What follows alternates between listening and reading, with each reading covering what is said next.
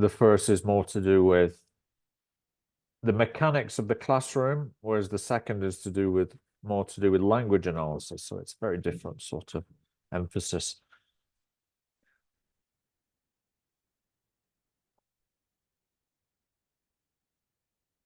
I'm recording the session.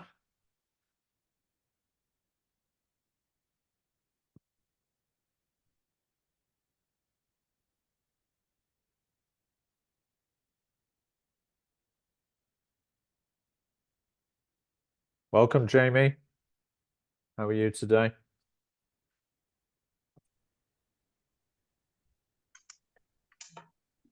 And welcome, Lenovo. Can you please remind us what your name is, Lenovo? Good morning, Cristina González. Christina. Do you know how to change your name in Zoom? No sé cómo. I don't know how. Well, click on your name and Okay. you'll see more and then you can see rename. This is an important thing to teach the students because when you're teaching them in a lesson, sometimes they come in with strange names, so you've got to make sure you can identify them. Yeah. So can you try and do that, please? Change your name to your proper name. I'm gonna try. Yeah. Rename.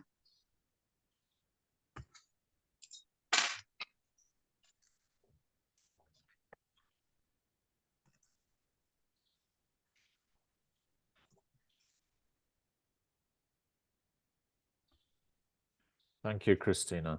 Okay. All right. Well, I'm recording the session. Just we can get started now. Here are is the content for today's session. We've got classroom management and teachers' roles. It should take at least 2 hours, maybe a little bit longer. Might eat into the break a little bit. And then after the break, it's all the way to the end, intro to language analysis and presenting language. So it's a varied session. Let's begin with classroom management then. Oh, yes.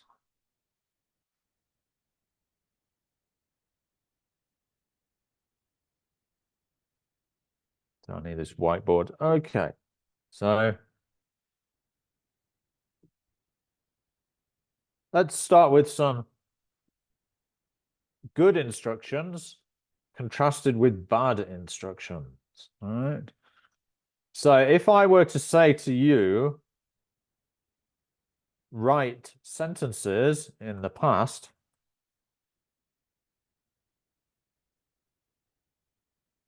what is wrong with that instruction? Something wrong with it. It's not quite right, is it? I think what's wrong is that you are not being very specific. Like, for example, you are saying in the past, but that could be past continuous, past simple, and past perfect. And it's very vague, specifically if your intent is to teach a topic in particular, that leaves it very open. Right. So there's no context. Yeah, that could be right. Yes. So what's the topic? Or context. So is it about routines, personal routines in the past, what you used to do? It doesn't say. Does it say how many sentences? No.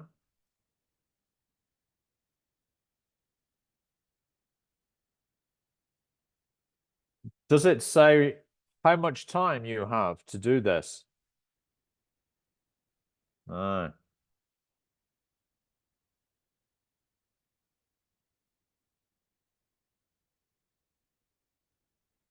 Does it say who with? Is it in pairs or is it in groups? No, it doesn't say that, does it? All right. So you've got to think about what's called the interaction. So we can say that good instructions need at least 3 elements. Right. So you need to have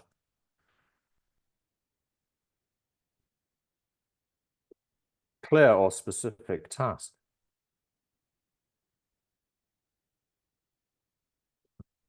Sorry, clear or specific task mechanics. What do they have to do? And the language should be graded. So for elementary students, open your books to page 65, sufficiently clear. Using the imperative simple form, isn't it? There's the time. How much time do you have to do it? And what is the interaction?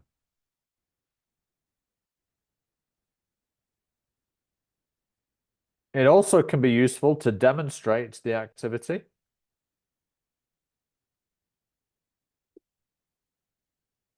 Instead of explaining, because students, if they're low level, they're not going to explain the instructions, so demonstrate.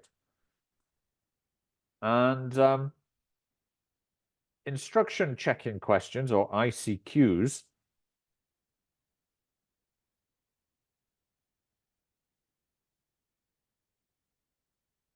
can be useful, but don't overuse them, because there's a temptation to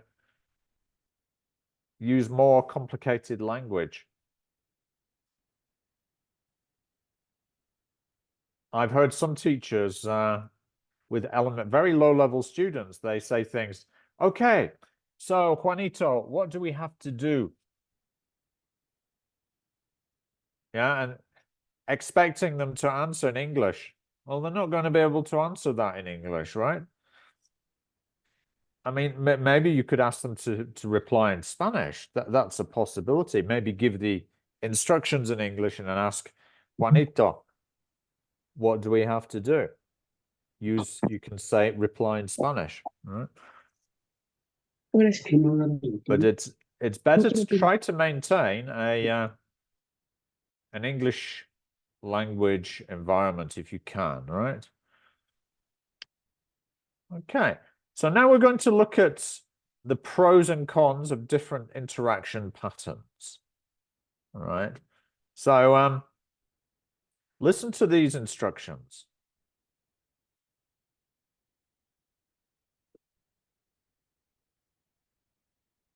I'd like you to write I think probably in your notebooks is going to be best. Okay, so take a notebook out, and I'd like you to write one advantage and one disadvantage of working individually.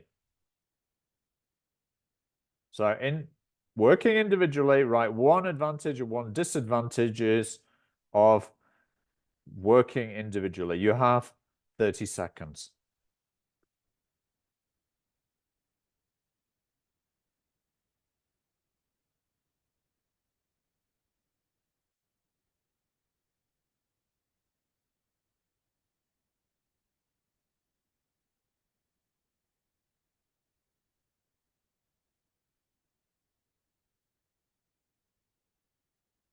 Okay, stop. 30 seconds is up. Can you share with me one advantage, one disadvantage of working individually? Rebecca. I wrote advantage that you can work maybe faster, and one disadvantage that you don't get to see other points of view on how you do something. Very good, yes. I think that's excellent. Any others? Any other suggestions? In fact, those are exactly the answers that I have on the board. Yeah. So it can be faster, students can work at their own pace, but negative is there's no interaction. Yeah. Great. Okay, next question. This is pair work. Now, this time I'm going to put you into breakout rooms because you're going to discuss this in pairs, obviously, because it's a pair work activity. All right, so Except there's going to be one trio because of the numbers. So you're going to have 1 minute in breakout rooms. And I'd like you to find at least one advantage and one disadvantage of working in pairs. You're going to talk in pairs and you have 1 minute. Okay, starting now. Please go to your breakout rooms.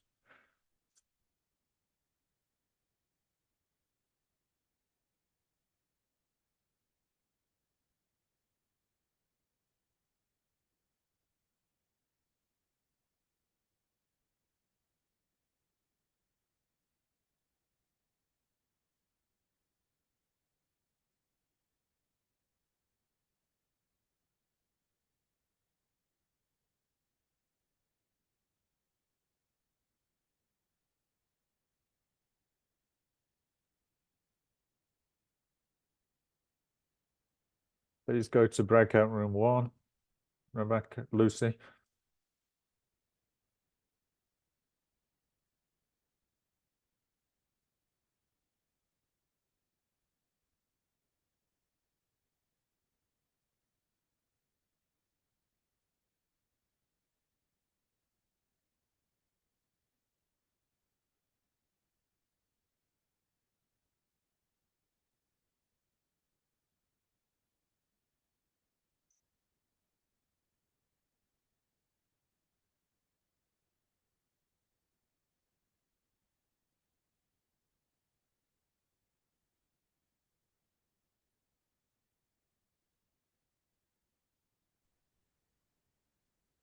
People feel.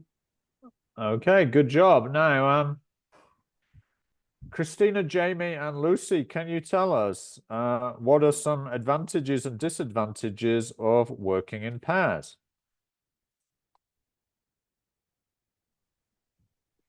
Hello, good morning.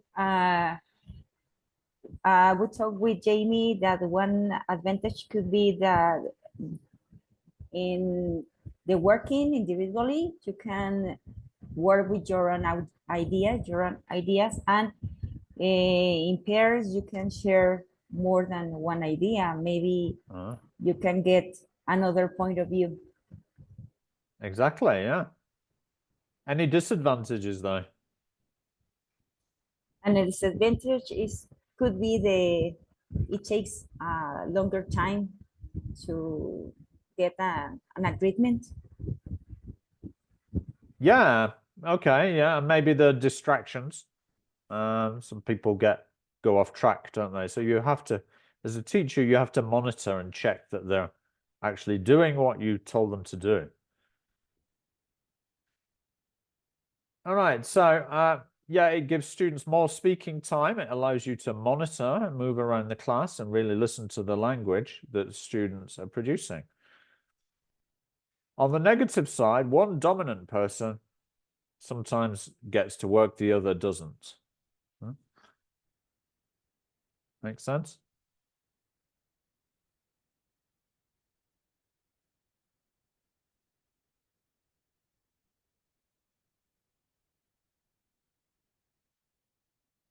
No. Group work. Okay, now I'd like you to talk about the advantages and disadvantages of working in groups. Obviously, you're going to work in groups. Okay, I'm going to give you a bit more time for this one, maybe 2 minutes. Okay, and you think of as many advantages and disadvantages of working in groups as you can in 2 minutes. So let me just change this timer. And please go to your breakout rooms.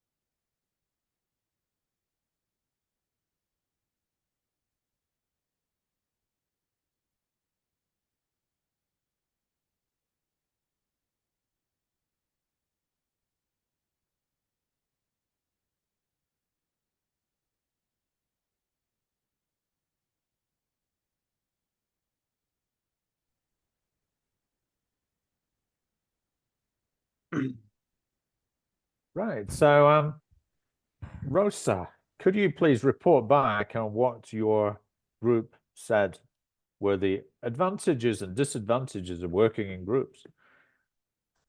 Yes, we have like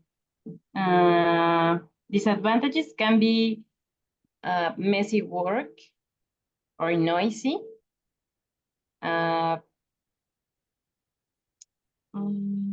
You are like a lot of opinions, and maybe you cannot take like the main idea. And the other disadvantage, at the beginning of the teamwork, you talk a lot, and you maybe can lose the focus on the topic. But we have advantage that the work can be faster, more people can participate, and maybe the shiny persons can be like more comfortable to talk or participate. Yeah. So yeah, the more introverted or shy students can be more motivated to talk in a group, because they're not exposed in front of the whole class, right? On the other hand, some students might dominate, so that's one thing you got to watch out for. Yeah. So those are pretty close to the suggested answers. Good job. And okay, so groups. So gives students the chance to interact more. It teaches students how to lead and be led by someone other than the teacher, right? So it's all about developing social skills as well, isn't it? Yeah. On the negative side, students easily get distracted, noisy. You're not able to listen to everyone at once and hear what they're saying. Yeah, if you're the teacher, it's difficult to. You can monitor, you walk around the room, but sometimes when there's a lot of noise, it's difficult to pick out some examples of maybe errors if you can't hear very well what students are saying. Nevertheless, it's worth doing.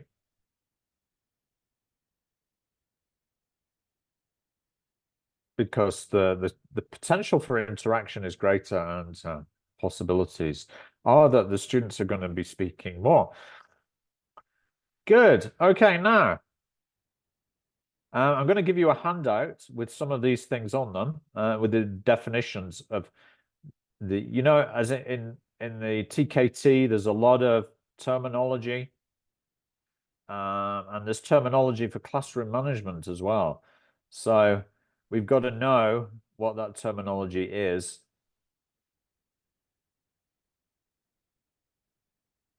Okay, let me get this up. Here we are. Okay, so I've got a handout for you here. It's called Grouping Students, and it's a Cambridge handout. So you can be sure that this is the terminology that they use in the TKT. Right? So the first page on the handout is this strange diagram, right? And these are types of interaction patterns. Yeah. So what we're going to have to do is match the different types of interaction that Cambridge have identified, and there's 9, right, with their definitions. Okay, so can I have a volunteer to read the definitions?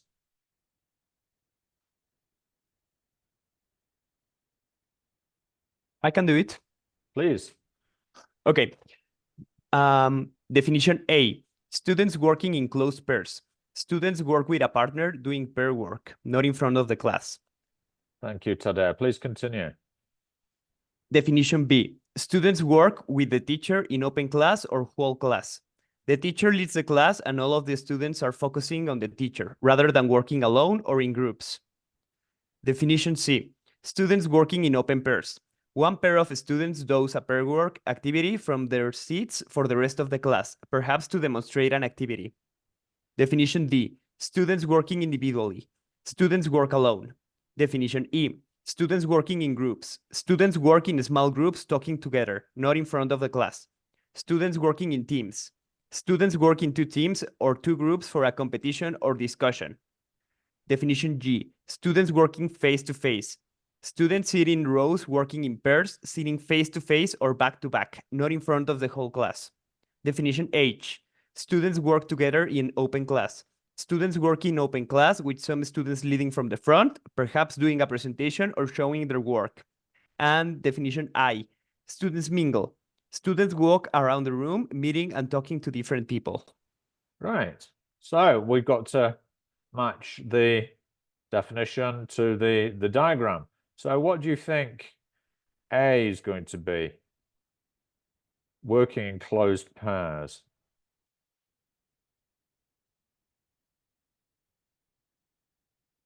Which of these numbers? So you've got to match the letters to the numbers. Maybe number 5? That's right, yeah. Okay. So I'm going to give you a few minutes. I'll give you about 3 minutes, I reckon should be enough to do it. And please post your answers into the chat for everyone to see.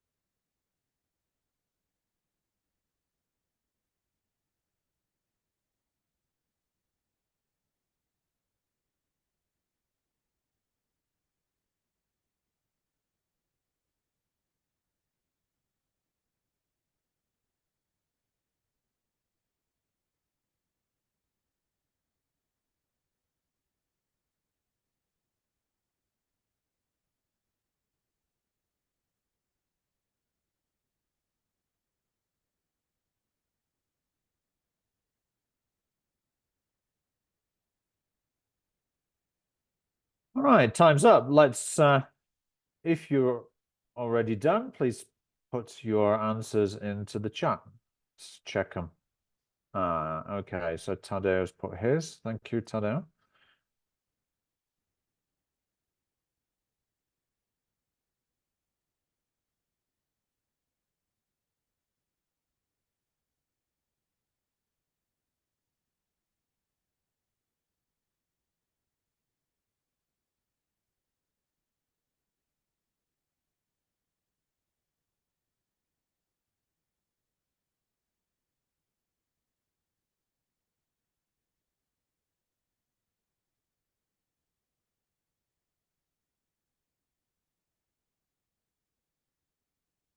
Christina, I think you need to match the numbers to the letters.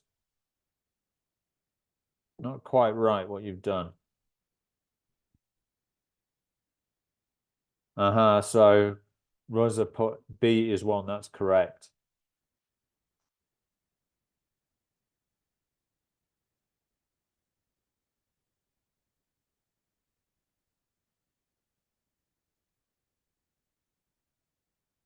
Yeah, B is 1, A is 5, that's correct as well.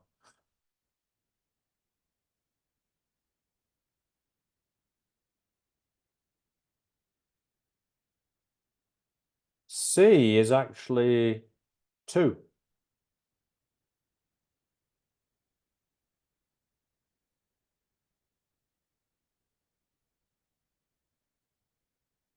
Open pairs is like where you get a couple of students maybe to demonstrate an activity in front of the class, right? So it can be difficult for those students that have to do that activity, especially if they're a bit shy. So maybe that's one disadvantage, but we'll talk about advantages and disadvantages later.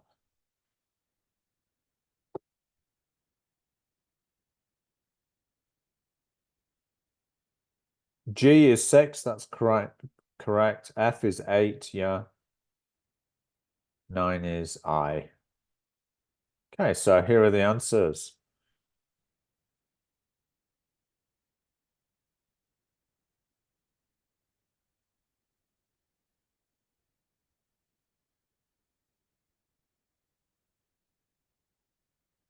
Coming into the chat now.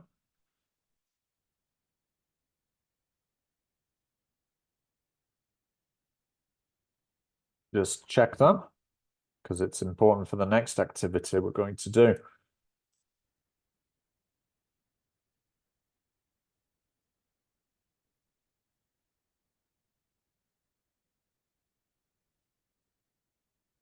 Any questions or doubts so far?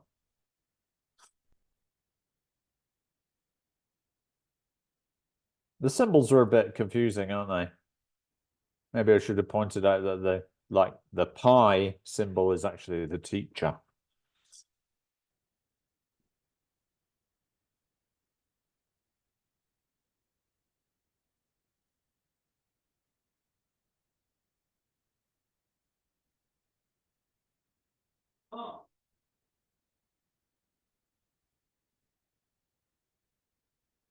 Number 9 looks like pasta soup, doesn't it? All right.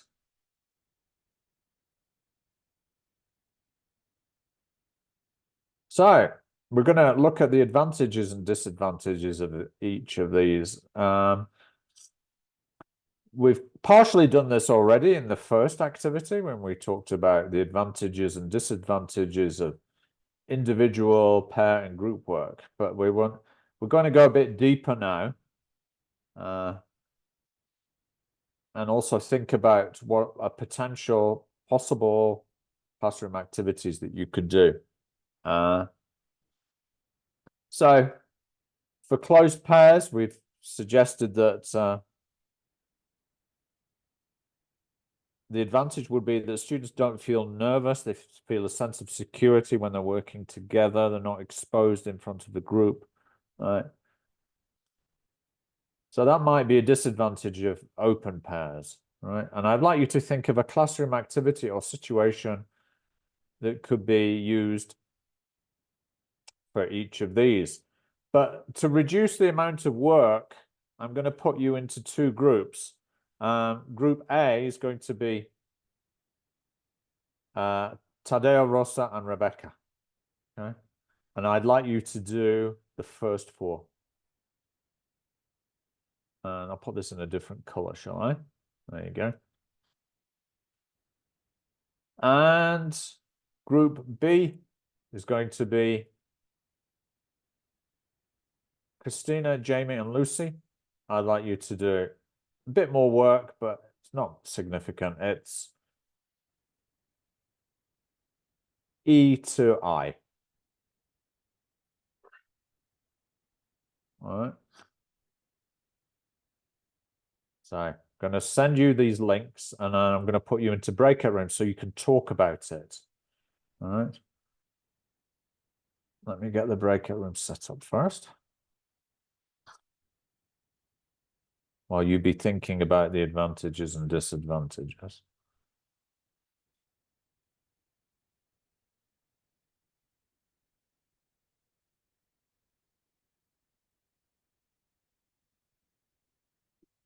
Oh. And Rosa and Rebecca versus Christina, Jamie, and Lucy. Okay, so I'm going to send you the links directly so you don't get them confused.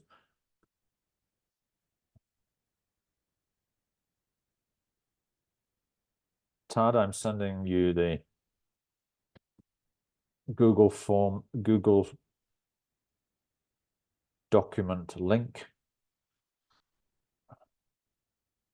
Rosa, the same. And Rebecca.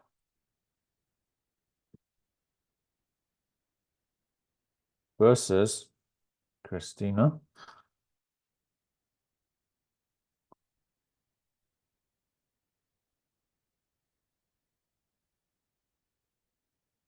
Jamie. Lucy. Okay, can you confirm with a thumbs up that you have your Google Doc? Thank you, Tadia. Anyone else? Can you just confirm with a thumbs up that you have it? Yes. You can use your reactions. This is good to do with the students. Get them to confirm using the reactions on Zoom. All right. Excuse me, how do I do that? You should be able to see the. Let me just stop sharing for a second. Where's reactions? You see at the bottom, on the bottom, there's a little ribbon and there's a little heart. That's react. Okay. So you click on there and click on thumbs up. All right. Just to confirm that you've received the doc. Great. Okay. So now I'm going to put you into breakout rooms. I'm going to give you about 7 to 10 minutes. I want you to collaborate and think of advantages, disadvantages, and a possible classroom activity. Now, are you going to write advantages and disadvantages and activities for all of them? Or just 4 or 5? All or just 4 or 5? What do you think, Christina? I think in my group is gonna work with from E to I. E to, that's correct, yes. That's great. And you can all write and collaborate together on that, yeah? Okay. So let's begin. I'll give you maximum 10 minutes. Should be enough. All right, let's go.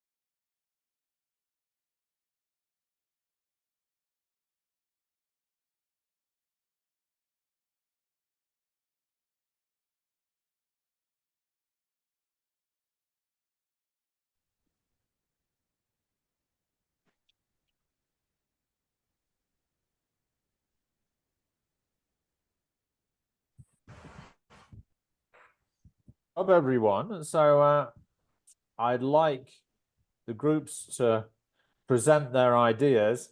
And as you listen to the other group, you can make notes on the Google Doc in the parts that you don't have, right? So then you have a complete picture. This is a variation of what we call a jigsaw activity, because one group has some information the other doesn't have. Right? So that's the technical name for it. Now, Rebecca, Rosa, and Tad, could you please, well, tell us about what you think the advantages and disadvantages are of A, B, C, and D. And I'll also talk about the classroom activities, please. Sure. So I'm going to read them in order, unless someone else wants to do it. I don't mind. Okay. So starting with letter A, closed pairs. The advantages, well, the first one was the one that the teacher already wrote, that the students don't feel nervous because you are in a contained space, only speaking with one other student, which is a little bit easier than talking to the whole class or even participating during a regular class. And the disadvantages we found about this one is that you get a limited stream of ideas because you only have one other person to share them with. And sometimes that can be a little bit complicated. Sometimes the ideas don't align, or sometimes like we added on the second disadvantage, sometimes you and your partner, through sheer bad luck, are both completely lost on the topic. So you can't do anything and you get left behind. And a possible classroom activity or situation would be like a conversation practice. For example, you ask the students in the morning, hey, how is it going? I want you to discuss with a partner what you did on the weekend. And that way you can get the class in a conversational headspace without making too much noise or disorganizing the entire classroom. Following on with letter B, open class, the advantages would be that the teacher sets the pace and the rhythm of the class, which means that they have better control of everything, from how the class is going to start, how much time they're going to assign to each topic, and all of that. And on the opposite side, if you give that kind of freedom to the students, sometimes it can get a little bit messy. The disadvantages would be that sometimes the students lose their focus on class because, well, if the topic isn't of everyone's interest, or sometimes the students are very social, it can get pretty boring or pretty stale quite fast. And it obviously takes a lot from the teacher because they have to be well conscious about which students are paying attention and which aren't. And in classroom activity, brainstorming, that's a great idea because in that way, students start taking turns and start working together, even as a whole class. And theory analysis, for example, on topics that are a little bit kind of harder to understand, for example, past perfect, you can discuss it with the whole class, like the sentence structure. And in that way, they do know that they are all on the same page. Nobody gets left behind. Okay, following along with open pairs, the advantage is that you can discuss several topics at the same time for the whole class. Like, for example, you can have a pair discussing geography and another one discussing, I don't know, global politics or things like that. And at the end, all of the students will know a little bit about each topic because, well, they kind of all discussed it. As a disadvantage, sometimes the groups that haven't finished discussing, when the time is up, will try to finish the exercise instead of paying attention to the discussion of other students because, well, they don't really respect other students as much as the teacher. So they think that they can work while they are talking. And in that way, they kind of let a little bit behind. And in the classroom activity, we put reading comprehension in pairs. For example, each pair gets assigned a short story and they read it obviously in pairs and afterwards discuss with the whole class their opinions, their thoughts, and even their point of view of the meaning of behind the story or why this story is relevant for the class. And lastly, individual work. We think that during individual work, it's obviously easier to focus because there isn't any, well, ideally there isn't any background noise and you can be alone with your thoughts. But the disadvantage is that you are lacking peer review, which means that if I make a mistake, I have no way of knowing it until the exercise is done. And sometimes that can be kind of disastrous. And also you can get stuck if you didn't understand the topic or the exercise. And even if you decide to ask another student or the teacher, you can get them behind with you. And as a possible exercise, we put crossword puzzles, like for a vocabulary study, because I think that exercise is a little bit easier when you are working alone instead of dealing with a lot of ideas.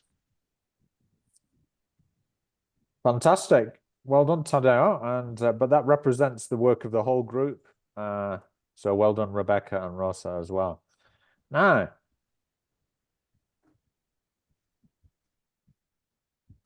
let's switch over to the group of Christina, Jamie, and Lucy. Can we have a volunteer from that group to? I know you had one extra to do, so don't worry if you didn't get all the information down. Any volunteer there? Jamie, Rebecca, Lucy? Sorry, no. Christina, Jamie, and Lucy. Anyone willing to present? Hello. Thank you, Christina. Okay. We work with group work, and for Advantage, we mentioned that we can give the opportunity to lead and go led by other than the teacher. The disadvantage, not everybody can participate because of time. If we have enormous number of group, it's difficult to work with a certain amount of time. And the activity could be a brainstorm for teamwork. The advantage we wrote that was that the work with people with different abilities could be better than the work with, for example, individually. The disadvantage could be that the work could be easily distracted, and we choose a presentation or discussion for classroom. In face-to-face work, back-to-back, found that developing fluency between people are more interesting and they are better to interact. Maybe the work would be a little messy. That would be the disadvantage. And getting to know you or an interview could be the activity. The open class student led. Obviously, we wrote that the student independence could be a major disadvantage, and the disadvantage could be that it's not effective for shy students. And the activity we choose is a presentation. For Mingle, okay, the advantage, everybody participates. And for the disadvantage, that it takes a long time to make this kind of work. The discussion could be the classroom. And that's it. Excellent. Thank you very much, Christina. Yeah, I agree with all of those. So I'm going to share with you in the chat the links so that you can access what the other group wrote, and you can paste it in to the space that you have missing. There we go. There we go. And some people have difficulty explaining this face-to-face and back-to-back. I've done a variation of this with younger learners, and you know, sometimes you have difficulties getting younger learners to speak. So one nice activity you can do is having them face each other and ask each other questions. Maybe they've already prepared the questions that they're going to ask, right? So it's good for a rapid fire question response. And you can get the students to move along so they're facing a different student. So maybe after 15 seconds you say, okay, move to the left. The students move to the left. All right, so they're now facing a different student. Another way you can do it is to have two concentric circles, right? So there's a circle facing outwards and there's a circle facing inwards, and you ask them to move along every 15 seconds so they're facing a different student. It takes a bit of practice with the classroom management, but it can be a good way of getting the younger learners to speak more fluently, if only for a short time. Okay, now that's all we have time for on classroom management. We're going to move on to the role of the teacher next, but I'm going to leave you with a little bit of homework. Okay, and it's this one. It's a Module 3 sample task. Okay, so grouping students is from Module 3 of the TKT. And just to show you that it is relevant what we've done today for the TKT. So please do this on your own at home. And I will send you the answers by email. Okay, so do it first on your own. It should take about 8 minutes. Okay, calculate 1 minute for each question, because that's how much time you will have in the exam. All right. So set your timer when you're doing this. Don't allow yourself more than 8 minutes. You should be able to do it easily within the 8 minutes. Yeah.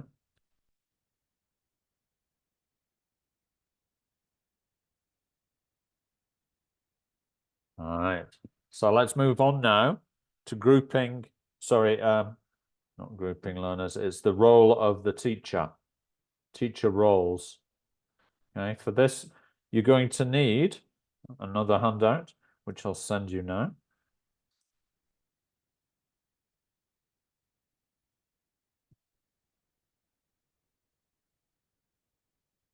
There it is. And we've got a little sopa de letras as an activity to start. And there, I want you to try and identify, please, all the different roles, there are 9. So obviously the first is manager.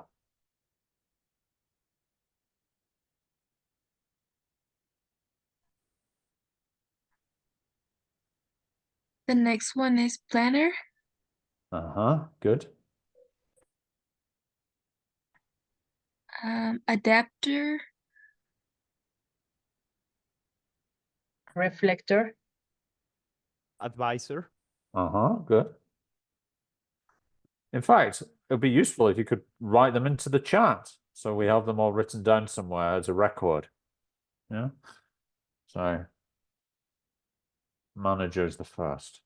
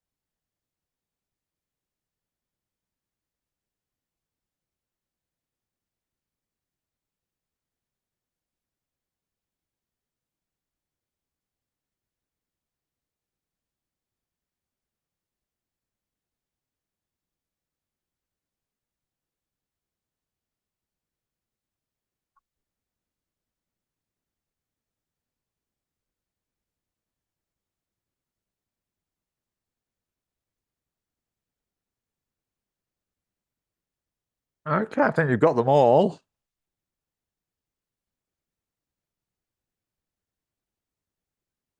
So you should have manager, monitor, planner, adapter, enabler, advisor, assessor, and reflector.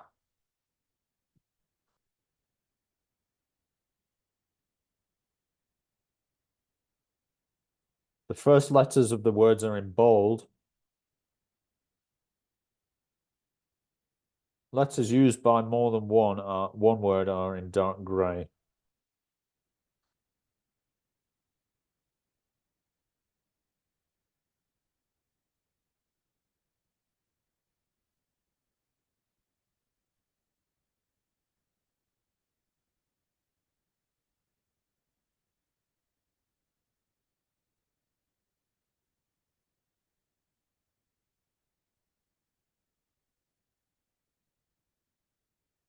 Now, in the TKT exam, these terms sometimes vary slightly. Yeah. But they're usually about 8 or 9 terms that they use for the roles of the teacher. So the next little task is to match the I'm going to give you 11 actually, 11 terms on a Jamboard, and I'd like you to match them to their definitions or descriptions of what they do. All right. So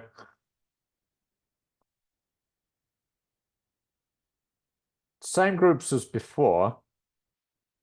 Tad, Rosa, and Rebecca in Group A.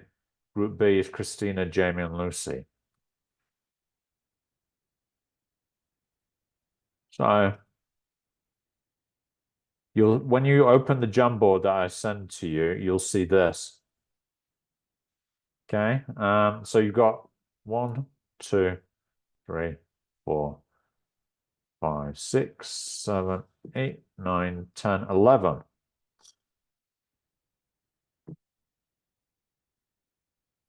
And that's Group A.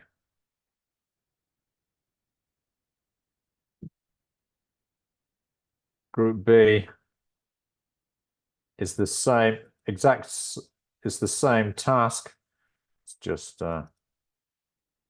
you'll be working separately from the other group.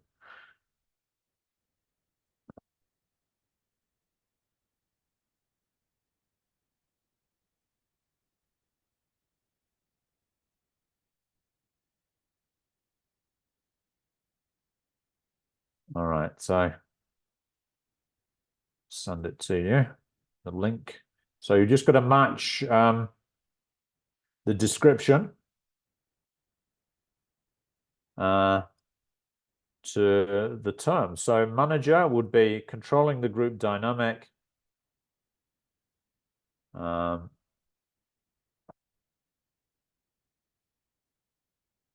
It's quite a lot to manager, deciding on interaction patterns, demonstrating tasks and activities, developing rapport, encouraging learners, giving instructions, motivating learners, praising them, maintaining discipline, responding to classroom problems as they happen. Yeah, it's a lot in manager. It's probably the most important role, isn't it?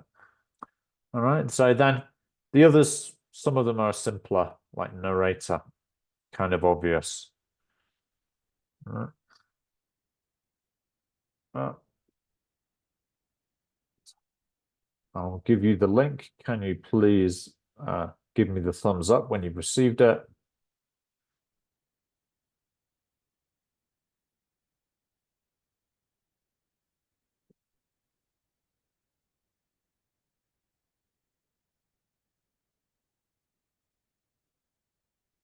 Confirm receipt with your dead or Gordo, please. Thank you, Tad.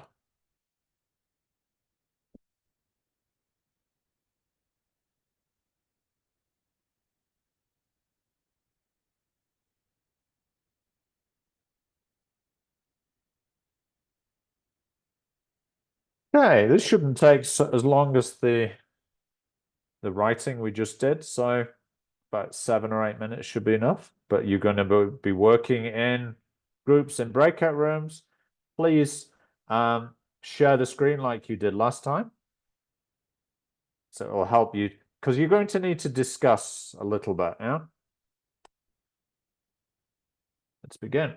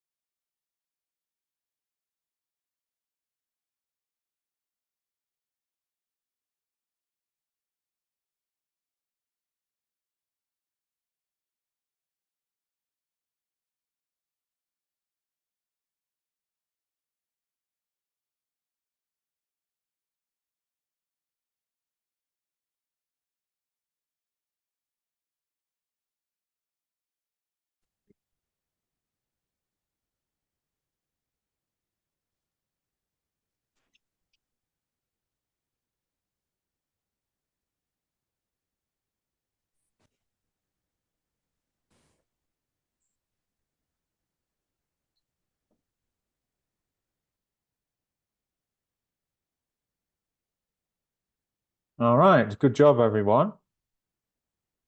Now, I'm just going to show you the answers, so just to make any corrections as needed.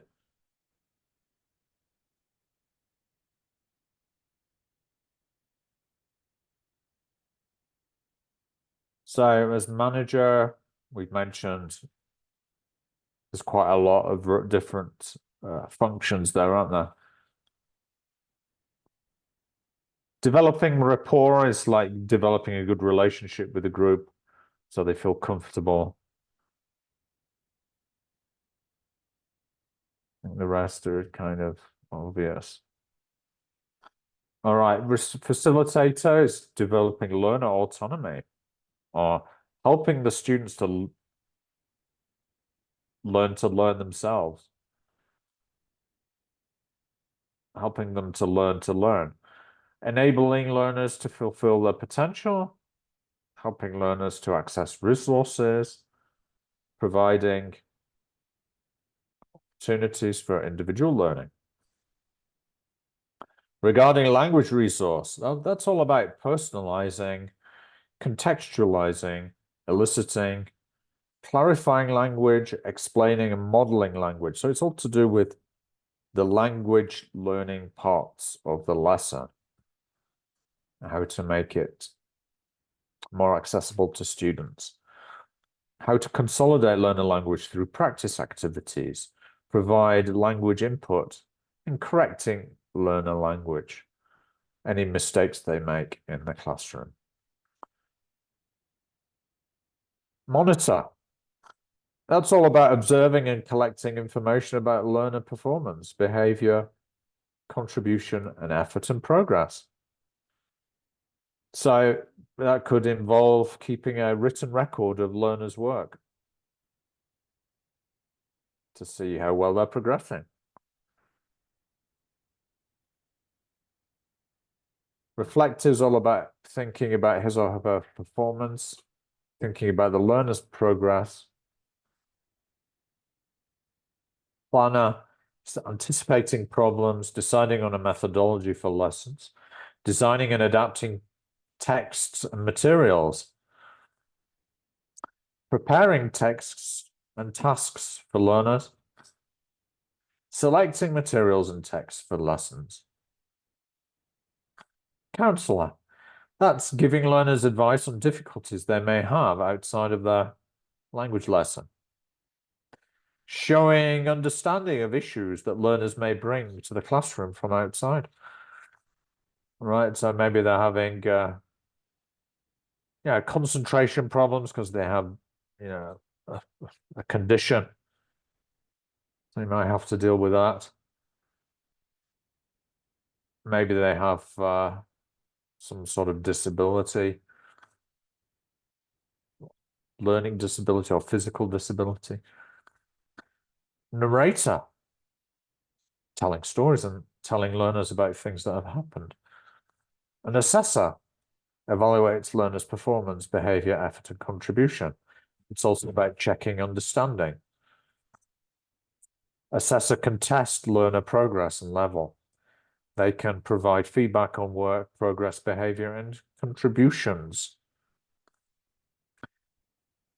The teacher can also be a contributor.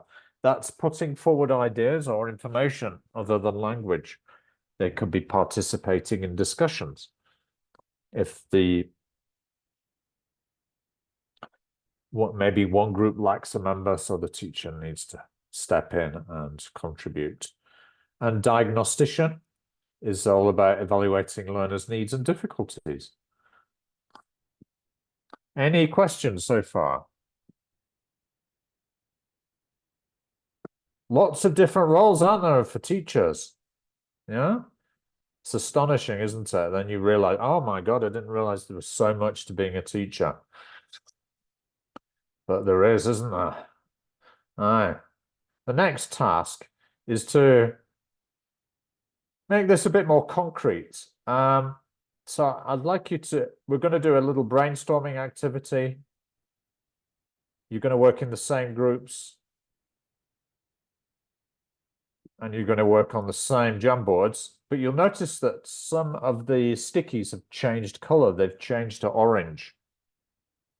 All right, so Tadeo's group, Rosa and Rebecca, I'd like you to focus on the role of manager, counselor, and language resource. And I'd like you to brainstorm. So the instructions on this sticky here, right? Brainstorm when teachers might take these roles. Thinking about before, during, and after. Okay, you can put your answers on the stickies here and put them next to the. Okay, so I'll give you about 10 to 15 minutes for this. Now, Group B, Christina, Jamie, and Lucy, I'd like you to work on facilitator, assessor, and planner. It all has to be different, right? Yeah, it is. Facilitator, assessor, and planner. So brainstorm when teachers might take these roles, thinking about before the lesson, during the lesson, and after the lesson. Okay, put your ideas on the stickies. Any questions? I do have a question. Is there a way we can download this so we can study it later? The sticky notes thing? Well, you still have access to the Jamboard. You could Okay. take a screenshot. But you also have the worksheet as the backup here. Okay. So if your permanent record is this record that I gave you, the roles of the teacher, yeah? Okay. So if you wish, you could write pencil notes on that. Okay, so I'll give you about 10 to 15 for this. Starting now. Okay.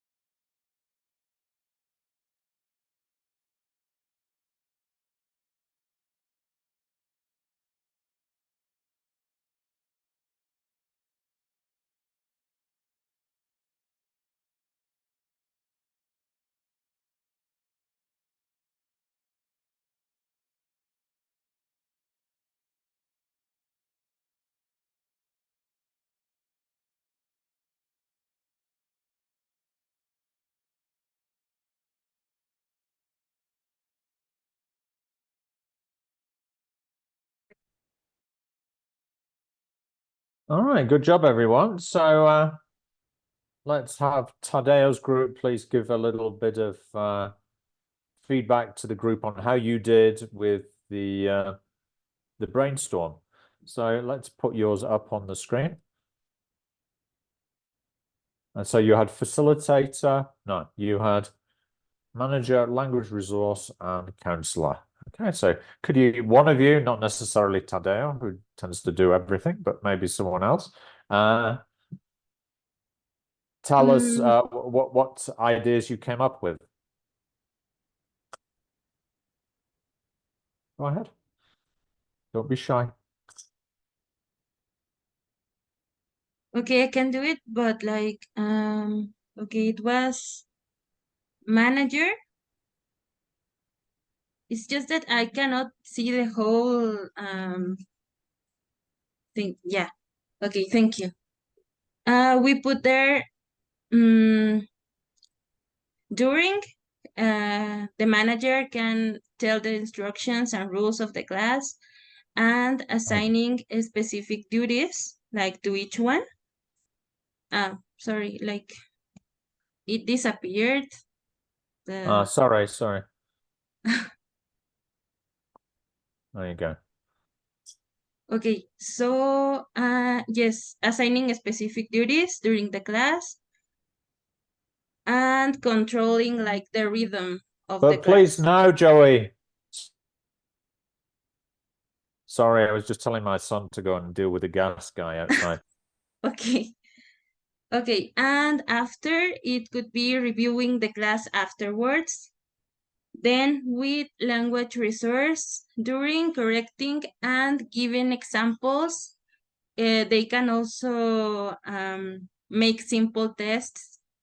And before teaching all the structure of the topic, planning exercises, and after they give feedback on the activities that the students worked on that class. And the last one in counselor, before you can show yourself open to students that if they have a question or something, they can ask you. During getting to know the strengths and weaknesses of the students, and after you can give individual tips on improvement to the students. That's all. Excellent. Sorry about that.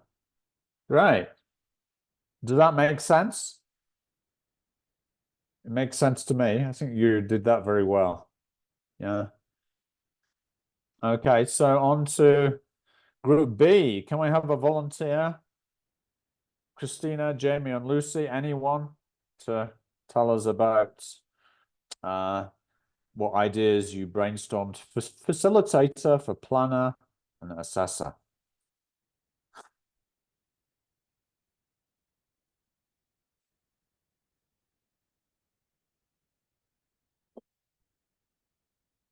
Please, volunteer.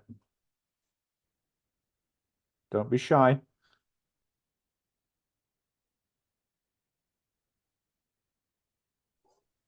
Okay, me? Yeah. Okay, the facilitator. For the facilitator, we said that giving instructions at the end, during, and at first of the lesson is the role that a teacher could have. For example, if the topic is, I don't know, adjectives, telling the students that first they are going to know the vocabulary, for example. And at the end, wait a minute. Isn't that language resource? Okay. So you need to think about, okay, what role in the classroom involves developing learner autonomy? Now, in many classes, this is during a speaking task, right? When students have to speak more independently, right? So we want to get the students to speak more fluently and independently. So very often the facilitator role is when we have some sort of fluency speaking task, yeah? Yeah. So yeah, giving instructions for that speaking task would be the thing there, yeah? So that you allow the students to do it more independently. It's not the teacher directing everything while they're doing it. Yeah? Does that make sense? Okay, yes. Yeah, okay. All right, now, tell us about planner. The planner. For the planner, obviously they, as a planner, a teacher has to choose the time to take the time the teacher has to take the class. Designing or choosing the warmer and fillers for the class according to the time. I don't know, we choose that that action. Yeah, that makes sense. Yeah, because it's planning is to do with like thinking about the activities in sequence, and yeah, designing materials and activities like warmers and fillers. Okay. Very good. And for a final exam to check the progress in our students. And finally, the assessor. For assessor, we wrote that giving a feedback could be individually or as a group. Give that feedback. Excellent. Yeah. In Spanish, what word do you use for assessor? Asesor. Not really. No. Not really. No, it's more about evaluation, evaluación. Evaluador. Yeah, I think that would be the word you would use in Spanish because, Okay. yeah, it's all about applying like continuous assessment, Okay. giving them tests. Yeah. So it's all about giving tests, different types of tests to see whether the students are progressing, right? Okay. Formal and informal assessment. Yeah. Okay. Yeah. Thank you. So it's what we call a false cognate, that assessor, yeah, because it doesn't quite mean what you think it means. Yeah, it's more to do with testing. So evaluation is probably the word you're more familiar with in Spanish. So we have to be careful with some of this terminology, yeah? So it's a good idea to be constantly reviewing the TKT glossary. No? Okay, they're often, you should be able to find these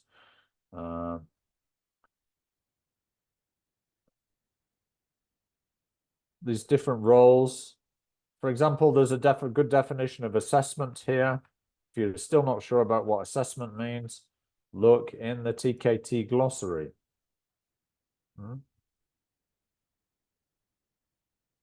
And it's to discover, judge, or form an opinion on learners' ability, achievement, proficiency, or progress, either formally or informally. This glossary is an excellent repository of terminology. All right. So with this in mind, I think we should do a little self-test. And we'll do the one on the roles of the teacher before we go for our break. At 11 o'clock, we'll take a break. So please, I'll give you about 7 to 8 minutes to do roles of the teacher sample task. It's on the same handout that I sent through the chat. Okay. and I'll give you about 7 to 8 minutes to do it. When you're done, please send your answers into the chat so we can check them together. Starting now. You have to match the numbers with the letters. There are 9 questions here.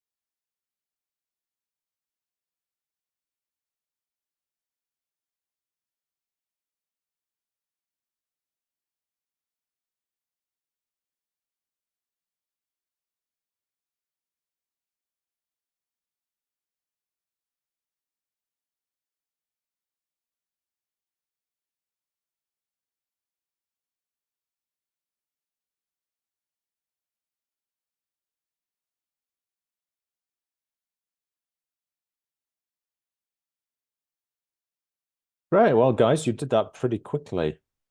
I'm impressed. All right, I'll share with you the answers. And the one you seem to have problems with was number 4. Some of you thought it was diagnostician or manager, but it's actually language resource. No, you've got to read carefully. Yeah. So while they write a story, teacher walks around the class helping students who make mistakes. So that's the language resource, yeah, because there's mistakes with language, or they ask for new words. So they're asking for vocabulary. Yeah. Expert information about the target language. So 1 is A, manager. 2 is asking a noisy student to speak more quietly, so that's A as well, manager. Topics for course content would be D, finding out about the needs of and interests of the students, because by getting them to suggest topics, you will find out about their interests. For C, yeah, 5 is D. Yeah, so we want to find out what's missing in their knowledge of vocabulary. Number 6 is C, language resource. Yeah. 7, B, planner. 8 is a video. Find a video to fit the topic of the unit. So that also would be planner. Questionnaire. Finding about learning styles. That's diagnostician. Yes. Great. So we've covered what we were going to said we were going to do, didn't we?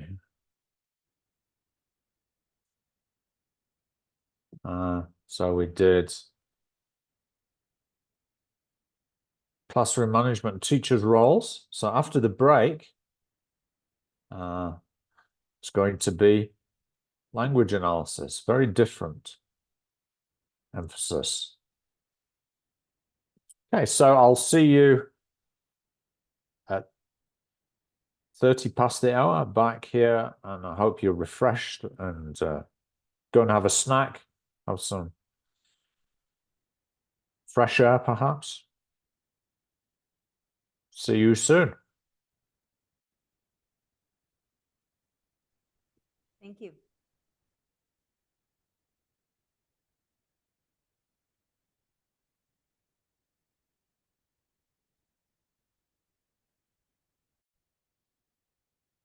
With some definitions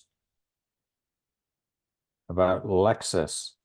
While we wait for the others to arrive, it's probably a good idea if you find the right page in the handbook, right? So if you go to page 135, sorry, page 35, unit 5, and it's called What is Lexis? There's the handbook again. It was sent to you in an email, so you should have it, but it's easy to share it with you again, no problem. And this is what the unit looks like. What is Lexis? Sometimes the page numbers vary, yeah, but on my version it's 35. So sometimes it's easier if you just look for the unit 5. Unidad 5.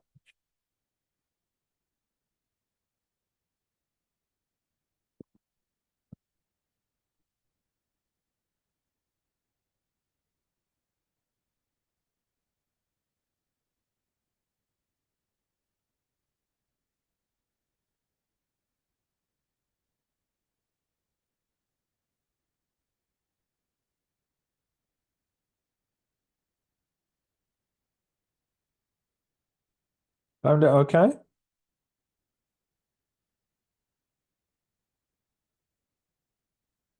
So the first task, we're going to use this little box here to write some notes. You should be able to write on it directly because it's a Word document.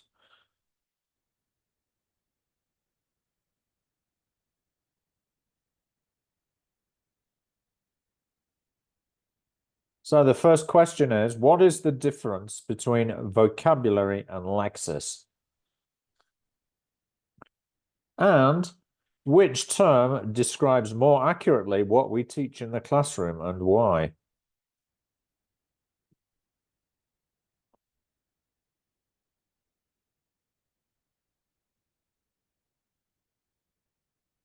We could do this as a whole group activity.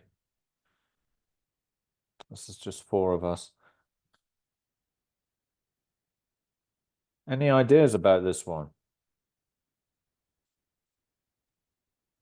Yeah, I think vocabulary are like the words that you know or that you are going to commonly use, and lexis is like absolutely every single word in the whole language.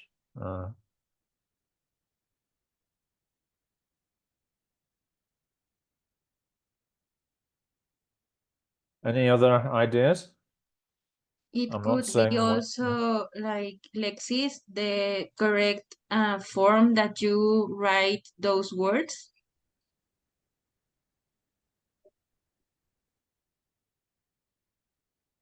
Okay, well, like spelling or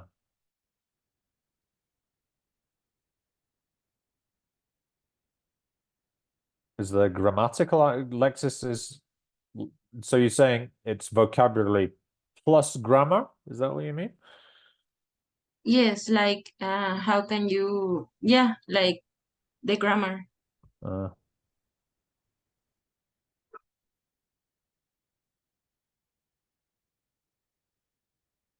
Hi, Lucy, welcome back.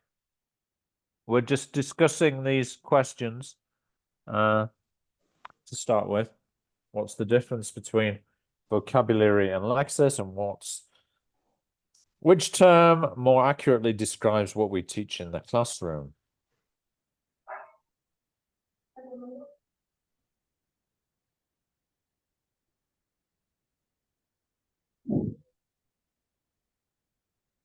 It's an open discussion. So if you have any thoughts, please share them.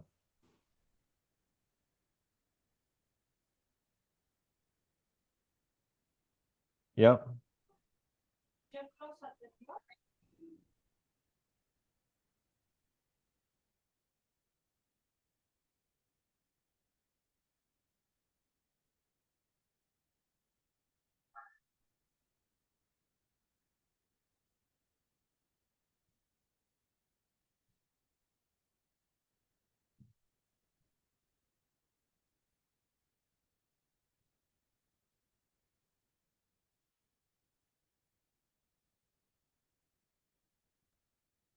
Wow. I'm looking in a dictionary here and it says lexis, the vocabulary of a language in contrast to its grammar. And then it says vocabulary.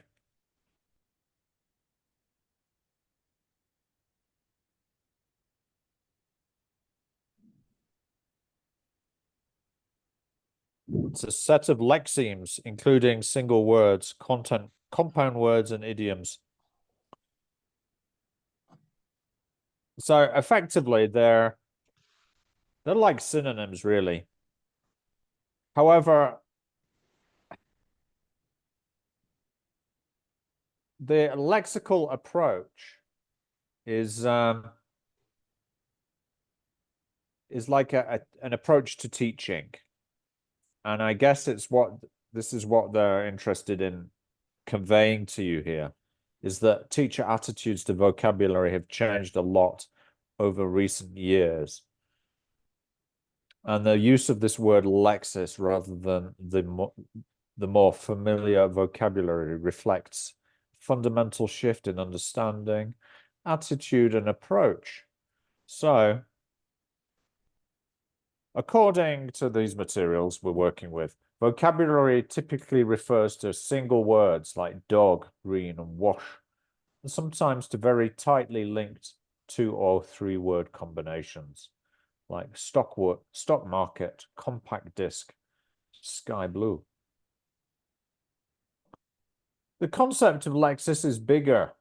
It refers to our internal database of words and complete, ready-made, fixed, semi-fixed, or typical combinations of words that we can recall and use quite quickly without having to construct new phrases and sentences word by word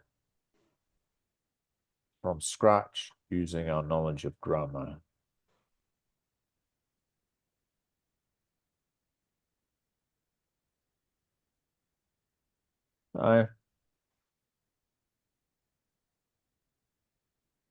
So yeah, Lexis is the bigger picture of vocabulary. Now, what do we need to know about a lexical item? So we need to know how it's spelled, like the word clear. Number of syllables. Well, we know that there's 1 syllable. The stress has to be on that syllable. Clear. If we look in the dictionary, we can see that there is a phonemic transcription, clear. We'll look at how these phonemes work in a future session, so we don't worry too much about them right now.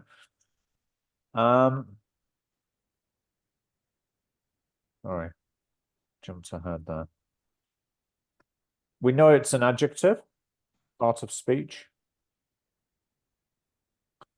How many parts of speech are there? Can you name them?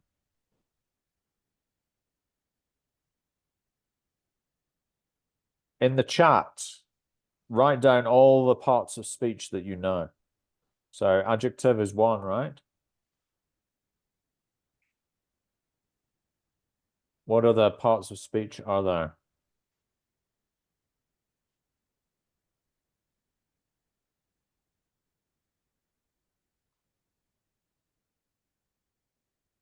Can you write them in the chat? Oh, good. Subject, no. But we would say noun, Tadeo. Verb, yes.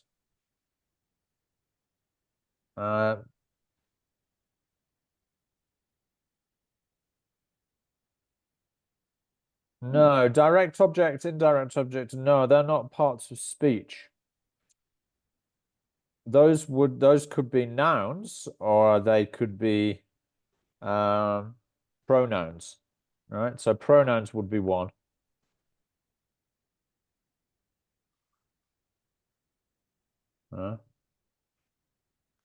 Yes, so we've got preposition. Yes, preposition is 1 of them. Adverbs, yes, correct.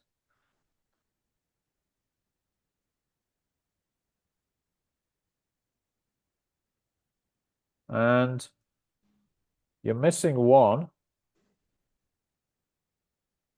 Linking words or conjunctions, right? Good. Now, articles go into a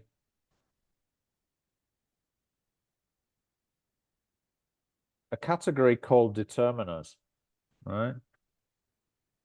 So a, an, the belong in the same category as that or these, right? Those are determiners.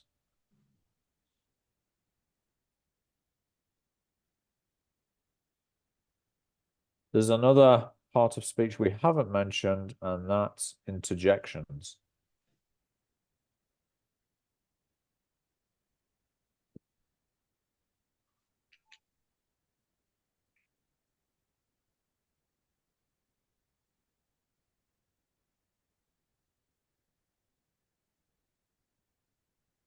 Like, hey, as an interjection.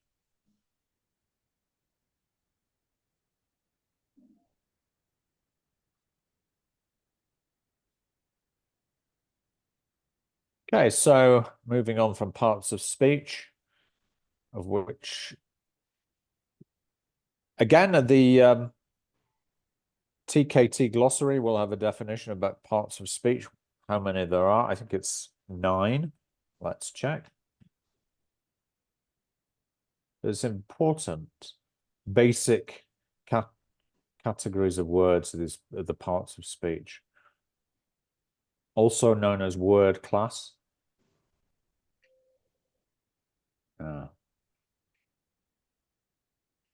Something like parts of speech. So it's a way of categorizing words according to their grammatical function and meaning. Noun, verb, adjective, pronoun, adverb, preposition, conjunction. Similar to word class, word class.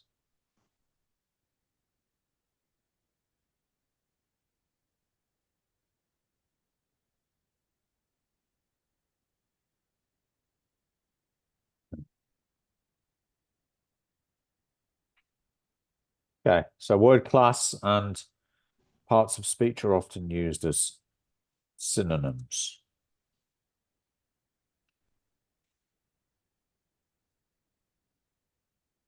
Going back to this. So we've got our grammatically related forms. Clearly as the adverb, clear as the verb. We know it's regular and it doesn't take any, the verb doesn't take an object, it's intransitive. Basic meaning is it's easy to understand. Other meanings, not covered or blocked, having no doubt. Right? So the way is clear. Yeah. I'm clear about what I need to do, having no doubt. Connotation, it doesn't have any negative or particularly positive meanings associated with it.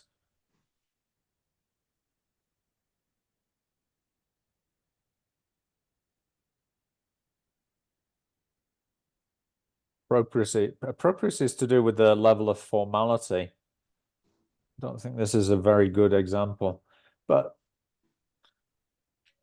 I think it can be used in different contexts according to formality or informality.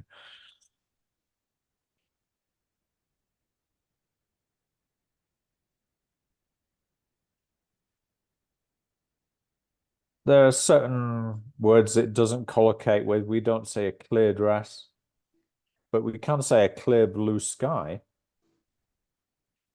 Common collocations, clear skin, clear day.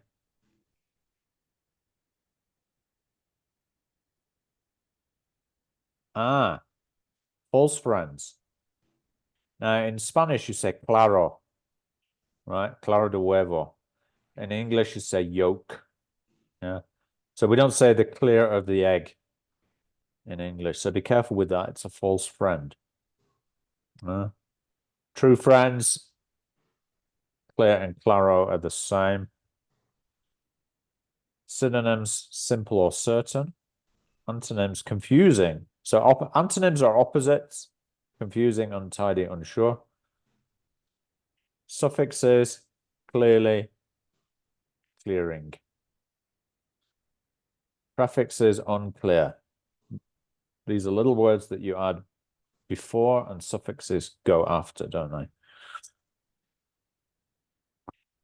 You could add some visual image or personal feelings about a word.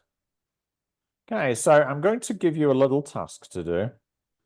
Each one of you is going to have a word to work on. I'm giving you the word, so it'll save a bit of time so you don't have to choose it. Okay, so I'm going to send it to you individually.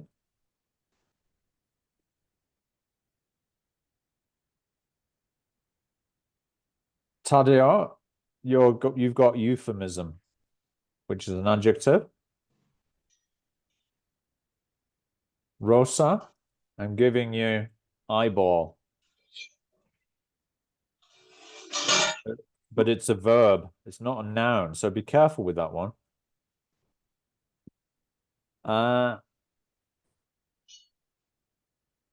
Rebecca, I'm giving you notorious.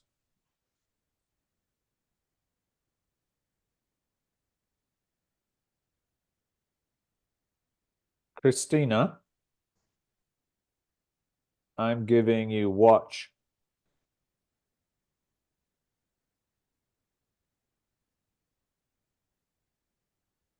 Now, Jamie is absent today. So unless she comes back, Lucy, you're working on flatter. But if Jamie comes back, she will help you with that. To flatter. Huh? Now, how can you find out what the meaning is? I'm sorry, I sent it to the wrong person. Delete.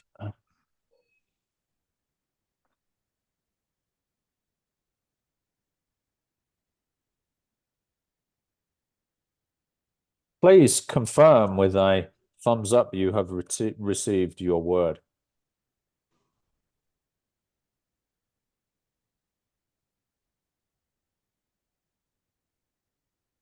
Okay. So let's look at Tadeo's euphemism.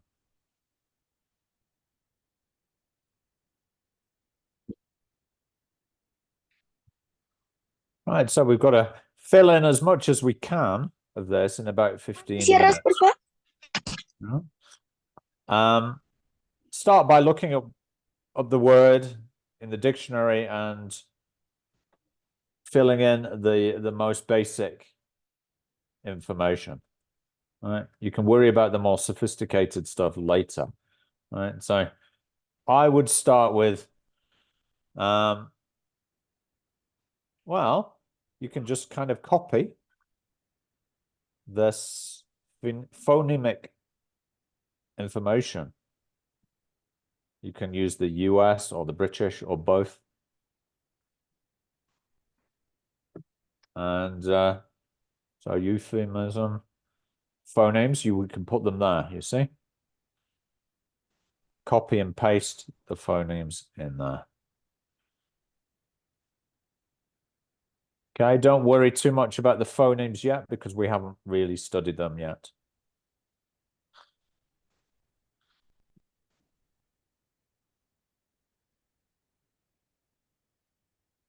What part of speech it is? Well, we know it's a noun. So I'm going to give you some time to work on this as much as you can individually. All right. And when we're done, I'll ask you to compare your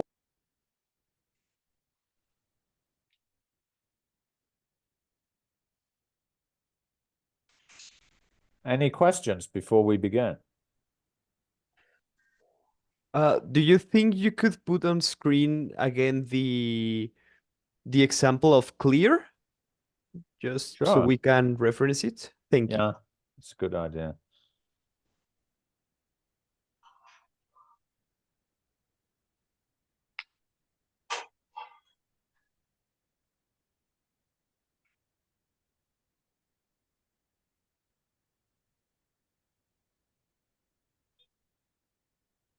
The appropriacy example is not very good there. I think it needs to be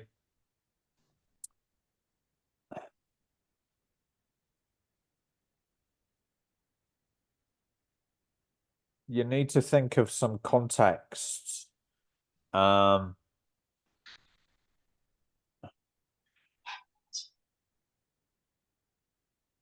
be able to say whether it's formal, informal, polite, impolite. Yeah.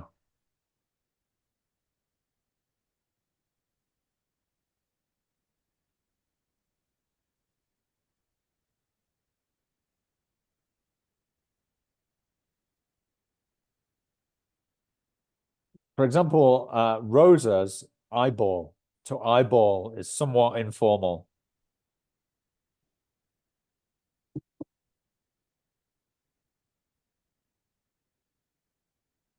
So appropriacy, Rosa would put informal for hers, eyeball.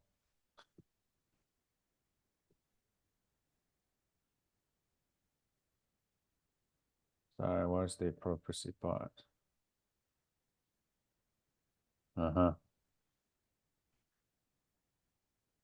We would put used in informal situations mainly.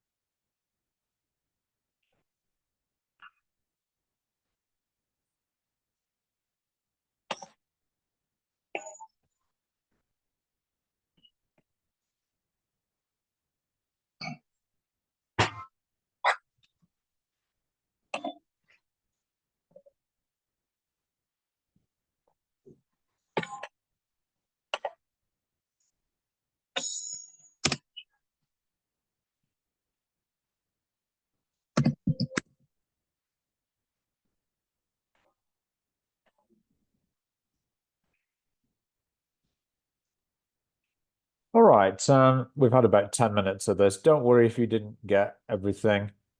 Doesn't really matter. I've got some sample answers I can show you at the end. All right, that you can fill in any missing gaps. Okay, so should we start with Tadeo, please, with your euphemism? I'll put it on the share so we can all see it. Sure. Let me just get this up. I need to stop sharing the PowerPoint. Okay.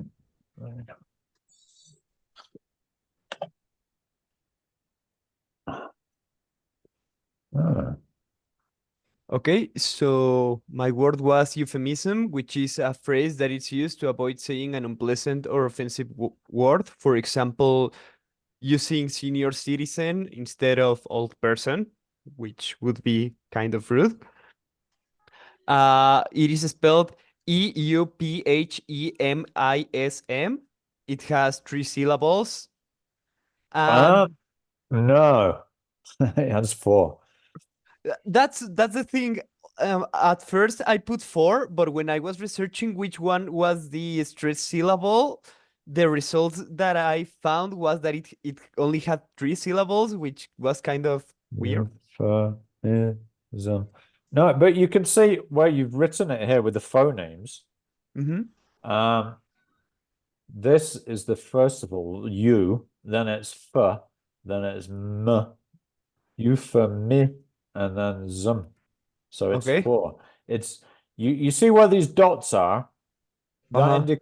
indicates where the break is between the syllables. So you can see 1, 2, 3, 4. Yeah. Okay. Another way you can do it is count the vowel sounds. So you've got a U at the beginning, there's a F, M, and an and there are 4.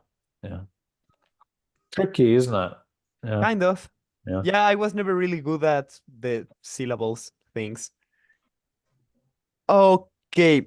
So it is a noun, and the grammatically related forms is euphemistic, which is, to describe a word, an adjective, and euphemistically, an adverb to describe an action.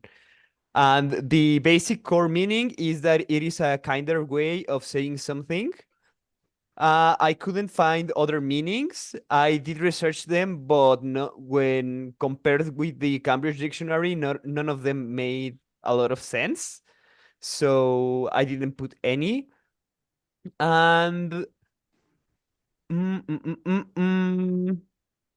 and I found that the antonym is a diphemism. So, for example, instead of saying a mental hospital, you would say a loony bin. Or instead of saying a psychologist, you could say a shrink. That's cool. Yeah, I didn't know that word. Oh. Today I learned, so that's good. Good. That's good. Good And research. on prefixes, I couldn't find any, and I have the theory that it's because EU, it's already kind of a prefix, like to show something good. For example, eugenetics, it's like a nice way to be born, kind of. Yeah. And on suffixes is euphemistically and euphemistic. And Good. that's all that I could find about this weird word. On the cognates, I would add that well, it's like the Spanish word, so it's not going to provide too much difficulty for the students to learn it, right? Because the word is eufemismo in Spanish, right? Right. So that helps the students, and there aren't any false friends. Yeah. Synonyms, are there any synonyms? I couldn't find any that made sense. I still have the page open.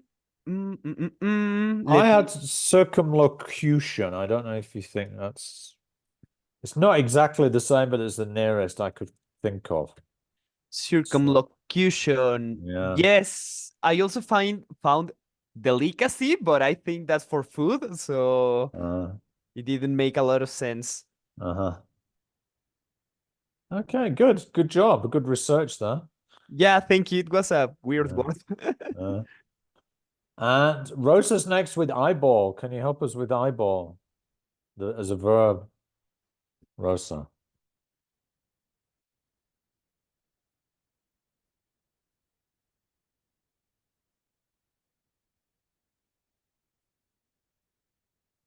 Okay. Eyeball, how it's spelled? Well, the meaning is like I think it's a phrasal verb. Phrasal, yes, no? Kind of, yeah. Yeah. It's or idiomatic, yeah. Okay. How it's spelled? Iyball. The number of syllables, 2 syllables. Phonemes, I don't know how it sounds. And the syllable are stressed, I. Grammatical, what part of speech it is, a verb. Grammatically related forms, eyeball like a noun.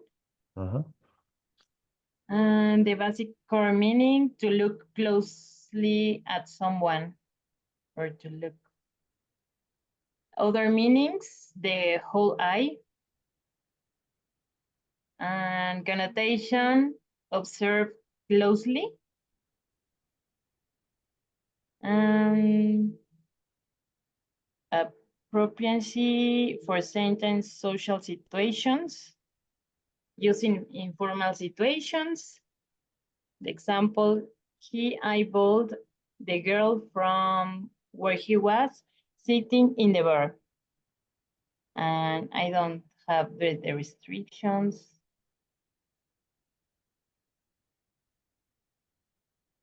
Okay, I have a few that I could add here. The connotation, no, the connotation is negative. It's a negative Okay. connotation. Yeah, it's not something that's pleasant, is it? Would you like to be eyeballed, right? If you're a Okay. woman, for example, if you're a woman in a bar, would you like to be eyeballed by a man on the other side? Not very much, unless maybe you were particularly attracted to him, but you know, it's something that's negative usually. Yeah. Okay. False cognates, none. True friends or cognates, none, because in Spanish it doesn't really have too much similar to it. Word families, lexical families.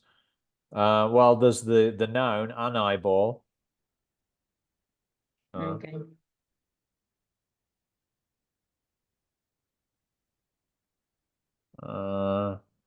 Synonyms, I also have stare at, contemplate, and observe.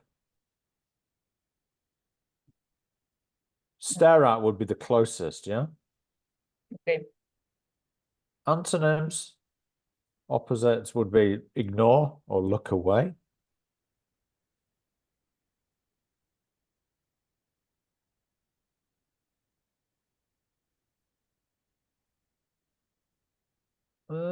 Prefixes, none.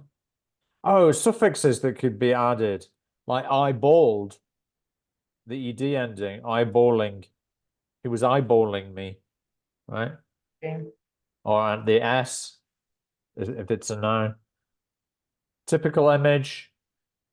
Well, you could have this. Let me show you. I've got this picture of Steve Carell eyeballing someone. Yeah. You could, personal feelings, it may not make you feel comfortable, not comfortable. Yeah.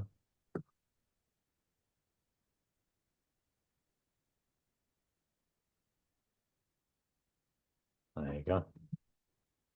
All right. So an image might help with that, to help people remember.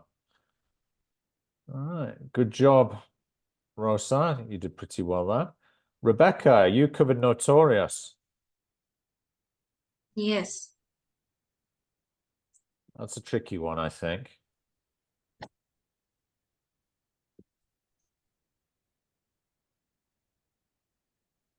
Okay, so I found it's an adjective, and it means famous for doing something bad or for being something bad. It can be used in people, places, and things. Okay, it is spelled Notorious. The number of syllables I found there were 4. Uh-huh. I cannot see the. Give me a second. I'm just checking the prawn. Yes. Notorious. Even the American. Oh, let's go with the US one.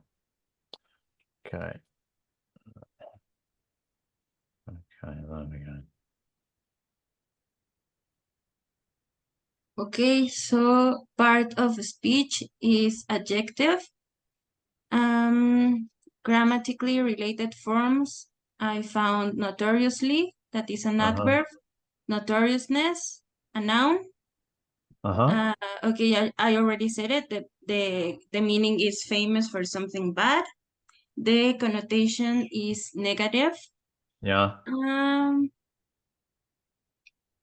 Appropriacy for certain situations. I don't know. I found that it could be used like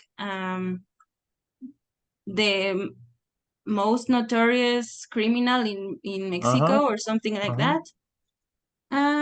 Yeah, so think about when you're thinking about appropriacy, you've got to think about the contexts in which it occurs. And therefore, you know, whether it's formal, informal, polite, and so on. So it's often used in news reports about criminals, politicians, and corruption, right? So maybe situations are a bit more formal because it's often could be to do with legality, right? Yeah. Okay. Please continue. Synonyms I found infamous, scandalous. Antonyms, that is the opposite, that known for doing or being something good. I found celebrated or respected.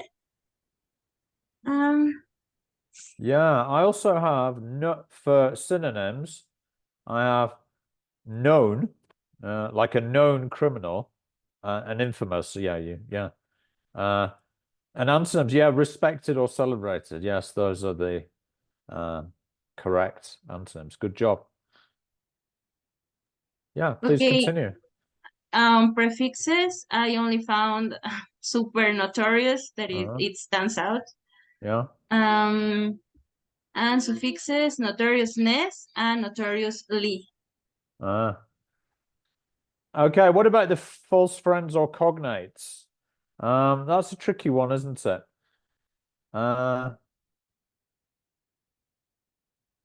I would say it's a false friend in Spanish because notorio is not necessarily negative. Yeah, depending on the context, right? But here's an example: is notorio que le agrade la clase. It's not necessarily a negative thing, is it? Whereas notorious does have a negative connotation in English. Yeah, but not necessarily in Spanish. So that's why you've got to be careful with when you're explaining the meaning here. Does that make sense? Yeah, so it could like just be that it stands out of a group of something. That's exactly right, yeah. Yeah.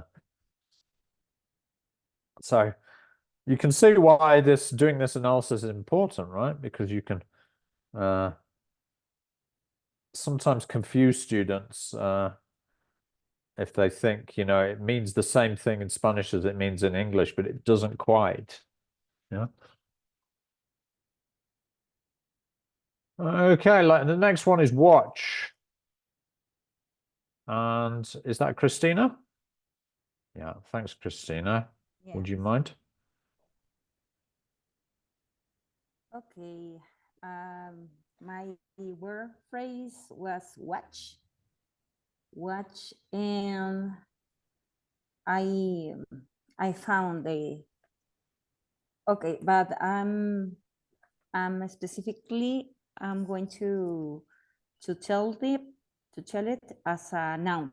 Uh-huh. I correct. found that a watch is a small timepiece worn typically on a strap on one wrist. How do I spell it? WATCH. The number of syllables, I found that there are 1, watch. The phonemes, I found that like an A with 2 points. Watch.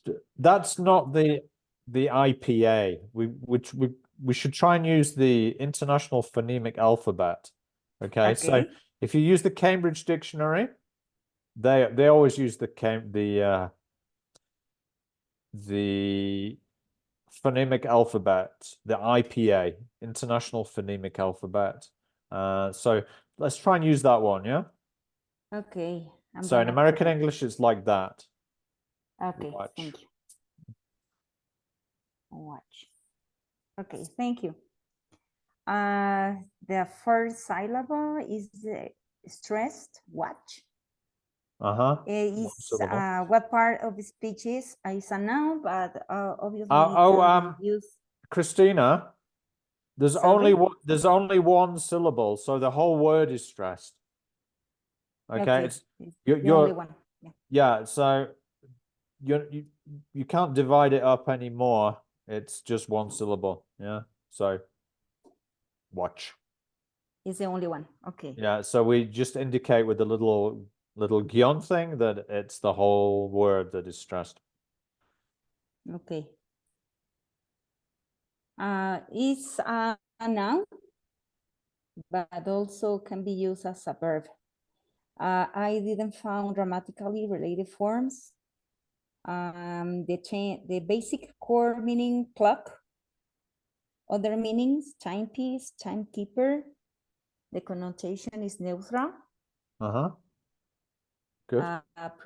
Appropriacy for certain social situations, contents, I didn't find it. The restrictions on meaning is to talk about time. Immediate collocates, keeping time, watch out. False friend cognates, watch.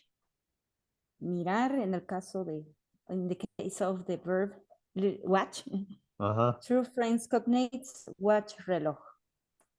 Okay, well, what we can say there is that it doesn't have any truth. It doesn't have any false friends. It doesn't have any true friends because there aren't any words like it in Spanish. Like, yes. Yeah, with the same sort of form. Yeah, that could be the cause of confusion. Right? Okay. So when you're learning the word watch from Spanish, you've got to know that it's reloj, right? And mirar is the verb. So there's no chance that it will be confused with a word that's the same in Spanish. Okay. Yeah. It doesn't have no false friends, no true friends. Yeah. Okay. Synonyms, I didn't find it. Antonyms, I didn't find it too. Okay, for synonyms, timepiece. Timepiece. Prefixes that can be added to the word and watch, but in this case it's a verb. And watch, stop, that is stop watching. And suffixes that can be added to the word is watcher. Kind of observer. Yeah, good. Visual image people typically have for this word. I found this image. Yeah. Personal feelings about this word: hurry, anxiety, responsibility, and that's it. Excellent. Thank you very much, Christina. And finally, it's Lucy, who's done Flutter. Could you present?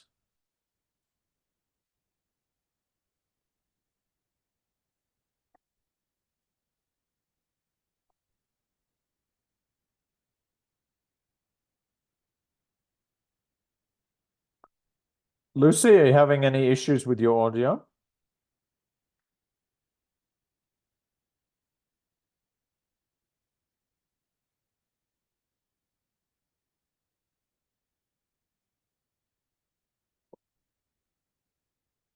Lucy, you still there? Ah, maybe she's had to leave.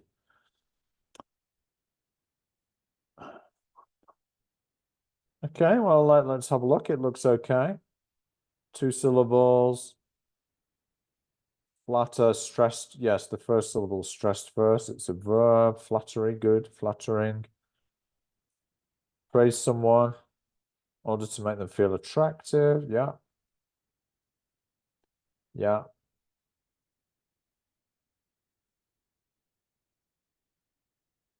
Okay, what did I say about the connotation?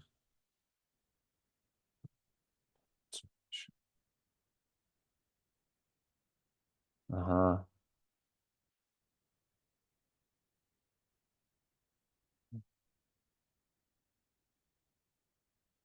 Yeah, it can be a bit negative though, I think the connotation. So if we look at examples, I knew he was only flattering me because he wanted to borrow some money.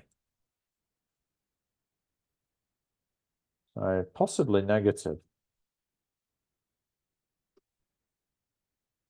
Here's an example. We study some examples, we can see that it might be a bit negative.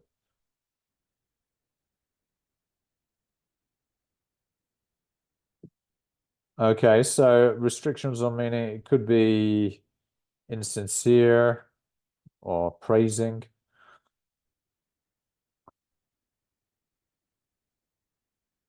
Collocates.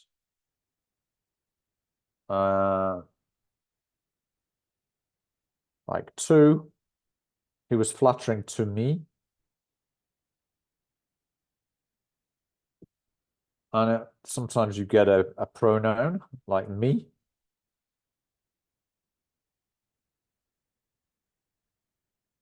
Any false friends? Is there a similar word in Spanish? Flaterio? No, you can't say that, can you? No. Synonyms. Could be praise. Compliment. Yeah, that's good. Antonyms: insult, belittle, depreciate. Yeah. Good job, Lucy. Yeah, prefixes that could be added on. And there's quite a lot of suffixes. Flattering, flatter, flattery, flatteringly, flattered. That's a good, yeah, visual image. Makes people feel good when someone flatters them. Great. Good job, everyone. I'll share with you the suggested answers.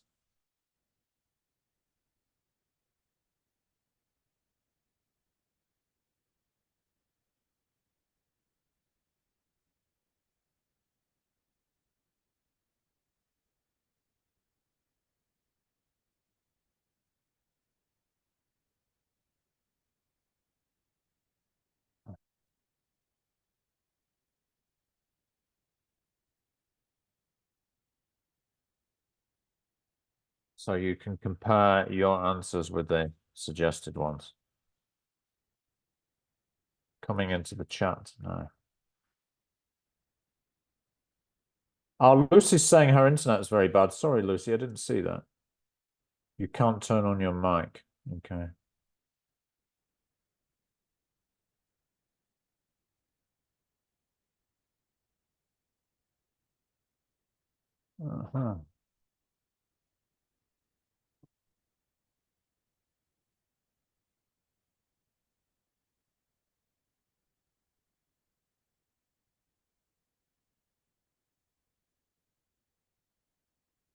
There we go. Okay.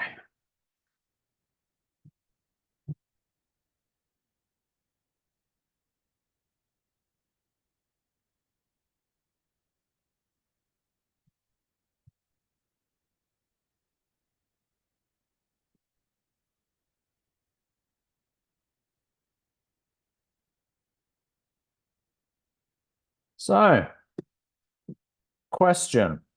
Now we've done this analysis.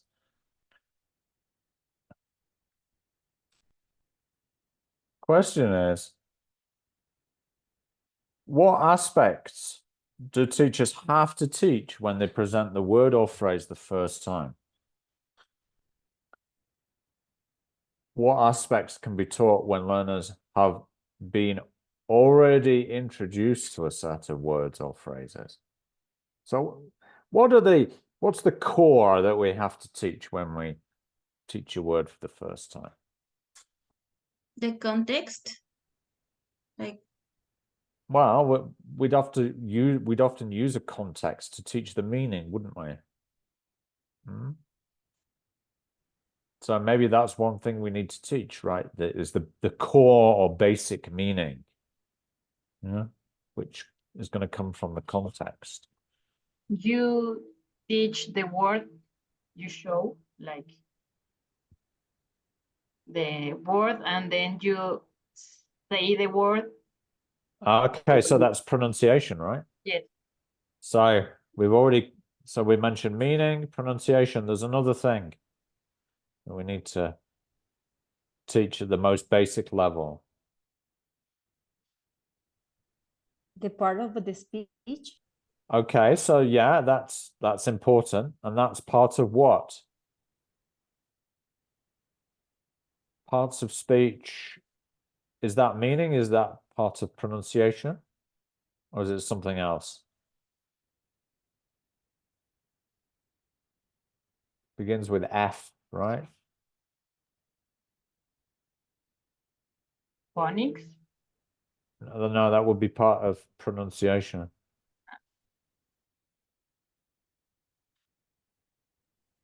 Function? No, that's part of meaning. There are three basic elements we need to teach when we teach an item of vocabulary the first time.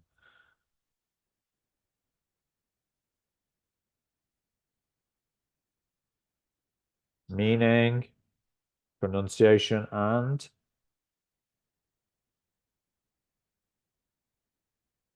form. Form, right? So part of that is going to be telling the students, okay, what's the part of speech? Is it a noun, a verb, so on? But also part of form is the way it's constructed. How is it spelled? Are there any parts of it that are a suffix or an affix? Right? So M, F, and P are the things we have to teach when we teach the word a first time. Later, we can look at some of these other things like connotation and collocation.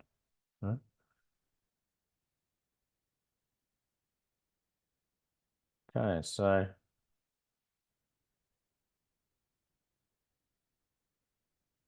just to make this point, I'm going to cover it again later.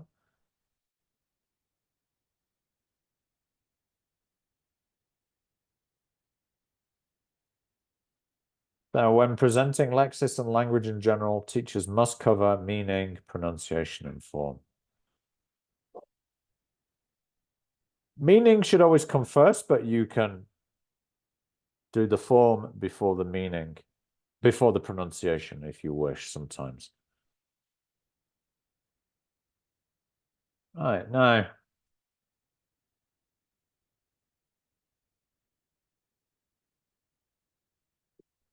let's move on to presentation of vocabulary.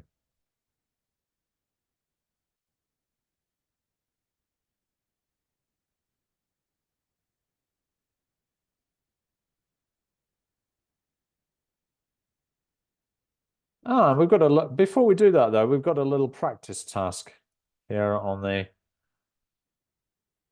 the teacher's guide, the trainee handbook. Can you see this on page 36?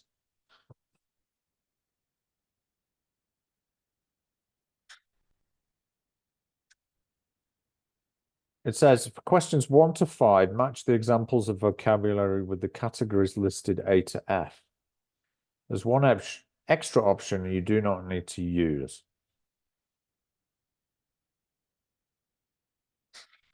Let's do this one together. Impossible, unhappy, disadvantage, and rename. So is that synonyms? Are they collocations, compound nouns, lexical set, words with suffixes, or words with prefixes?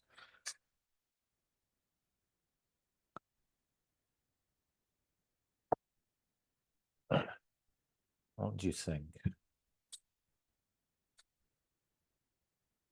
It's your handbook, page 36.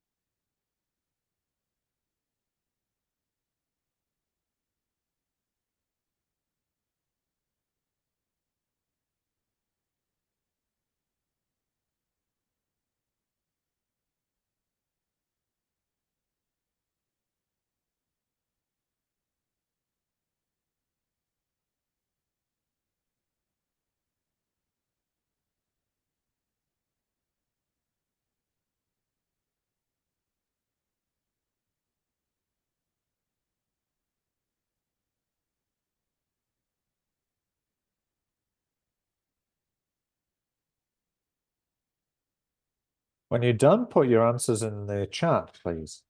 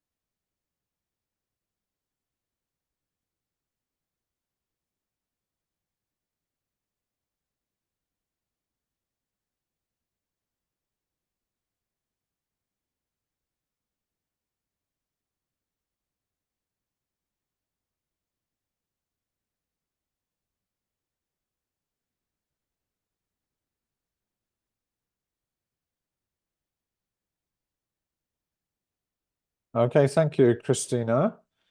So, yeah.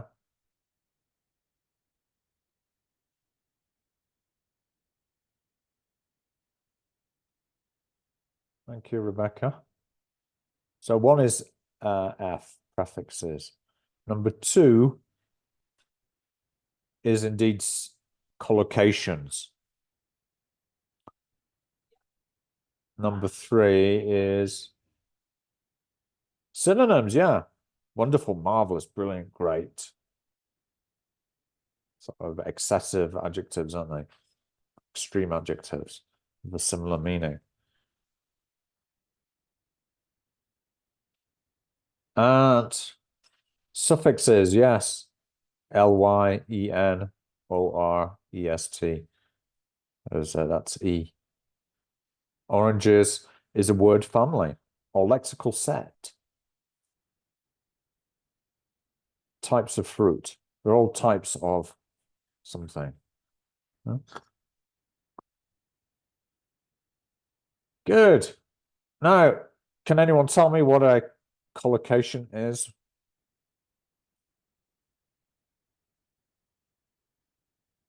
Have a look in your TKT glossary, and it says Collocation's a noun, but it's also a verb. And these are words that are often used together. The relation between the words may be grammatical. For example, when certain adverbs or adjectives collocate with particular prepositions, depend on, good at, or when a verb like make or do collocates with a noun, do the shopping, make a plan. Collocations may also be lexical when two content words are regularly used together. We went the wrong way, not we went the incorrect way.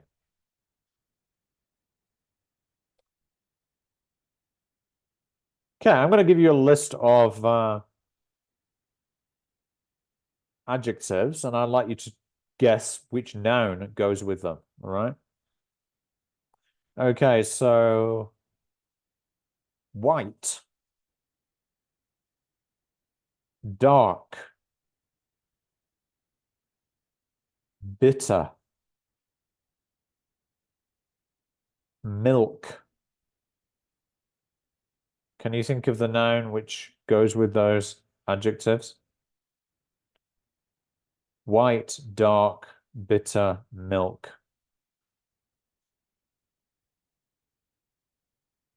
Something we eat.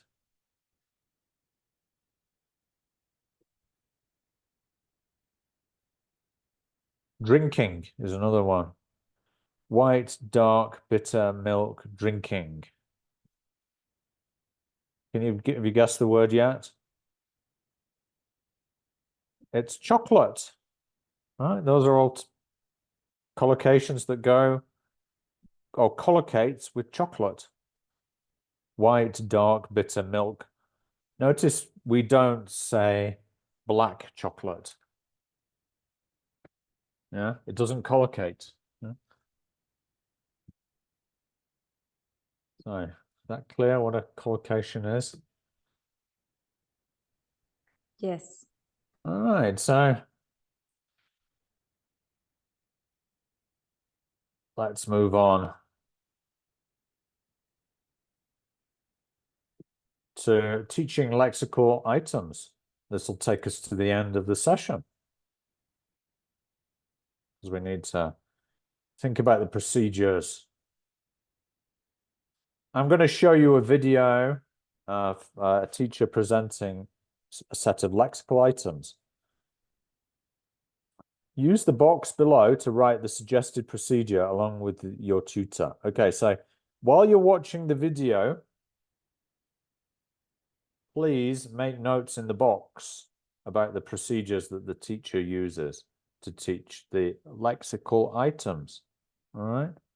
We're just going to focus on the meaning, the form, and the pronunciation. So what are the procedures that the teacher follows?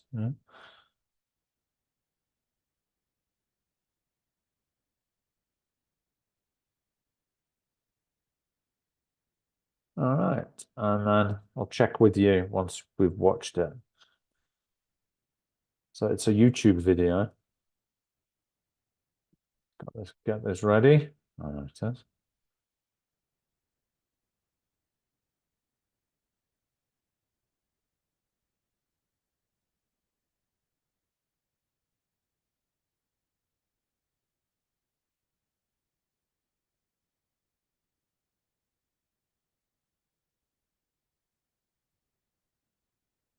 All right.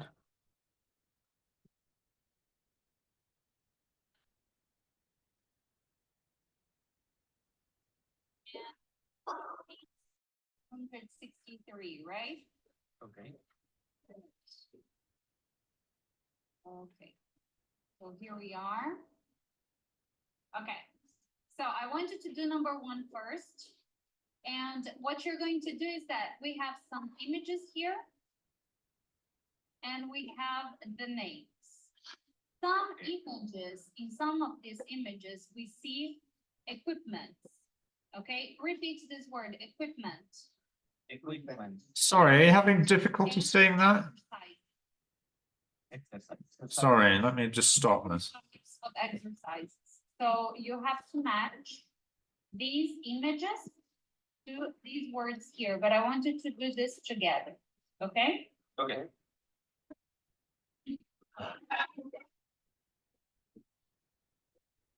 Maybe it's better if I don't show it you on full screen. So I'll try this again. All right, is that better? We have some images here, and we have the names. Some images, in some of these images, we see equipments. Okay, repeat this word, equipment. Equipment. Very good. And exercises. Exercises. So different types of exercises. So you have to match these images to these words here, but I want you to do this together, okay? Okay. Yeah, so let's go.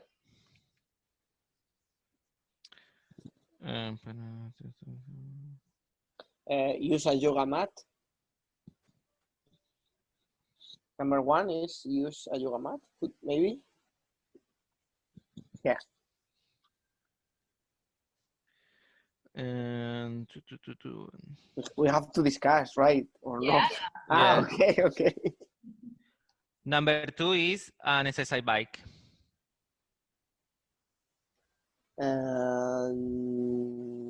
I think that this do spinning in exercises. Oh. Yeah. Do you agree or not? I don't know. Because I think that the bike is number 5. Okay. Okay, an exercise bike is number 5. Okay, so number 3 it's like press ups. No. Press. I don't know. I'm not sure if press up is or flexiones. So what number do you think it is? Number 3. Wait. Number 3? No. Number 3 is weights. Sorry, pesas. Because weight it's peso. Okay, and number 4.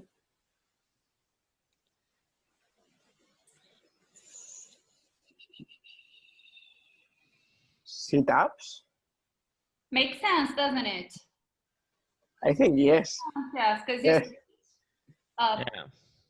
Yeah.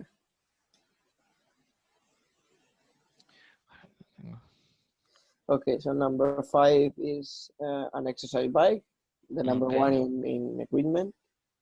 And number 6, rowing machine. Rowing machine, no? Ellíptica. And 7.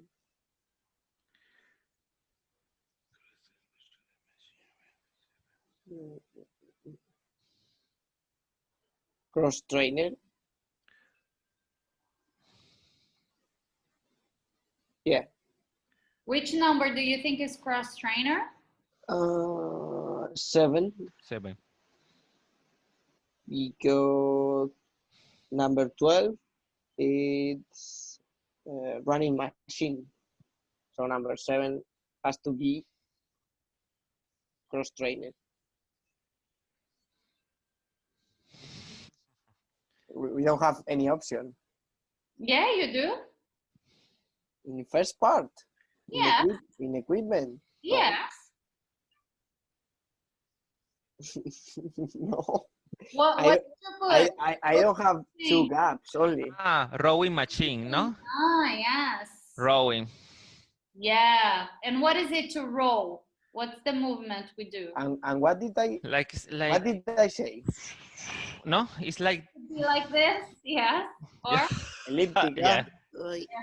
Sorry, I lost my pen. Okay.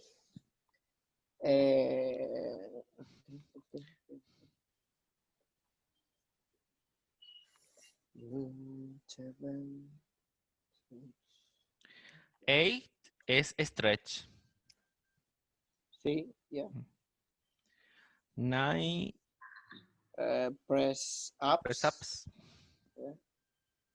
Makes sense too, right? Because you press. Yes. Ups. Yeah. Yeah. 10 Pilates yoga, 11 aerobics, Aerobics. Yeah. and 12 cross training. No, run machine. A running machine. Running machine. Yeah. Or also a treadmill. Treadmill. Yeah. A treadmill. Okay, guys. So now we're going to listen to the answers. And sorry, no coronavirus. I want us to practice. Are you sure? Do you have a test? Do you have a test? Sure, right? But I don't think so. I don't think so. Okay. Anyway, so we're going to check, and I want us to practice pronunciation. Okay. Okay. Before we do, how many of the equipments do we use?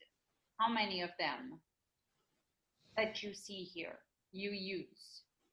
At home. No, you use. Bueno. Ah. Is used. And number one, no. Number two. So you use an exercise bike. Yes. What else? Number one, I use number one to do ABS. Oh yeah. So you use a yoga mat. Yeah. Well, yes. So we use. What else? Number two, spinning, like a. You use spinning. The bike to. I can use my road bike in spite of spinning. In spite of or instead of? Instead of. Okay. Instead of. So guys, we use an exercise bike, a rowing machine, a cross trainer, and a yoga mat. But with the weights, we do weights, not so common, in my opinion. Usually we say more lift weights. What's the meaning of the word lift? What does it mean to lift? I don't know. For example, it's a synonym for the elevator, right? We also call the elevator a lift. It's like, yeah. Yeah, so for example, this is my notebook. I can lift. Yeah. Notebook, or, so you lift weights. Makes Okay. sense, right? Yeah. You lift weights. And the running machine, you go on a running machine or you go on a treadmill. Okay. Okay, guys? And exercises in general, exercises, they are something we make or we do. Okay. We make exercises or we do exercises? We do make, no? We do exercise. We do the exercise. Usually, not 100%, but usually the idea with make, they are some things that you produce.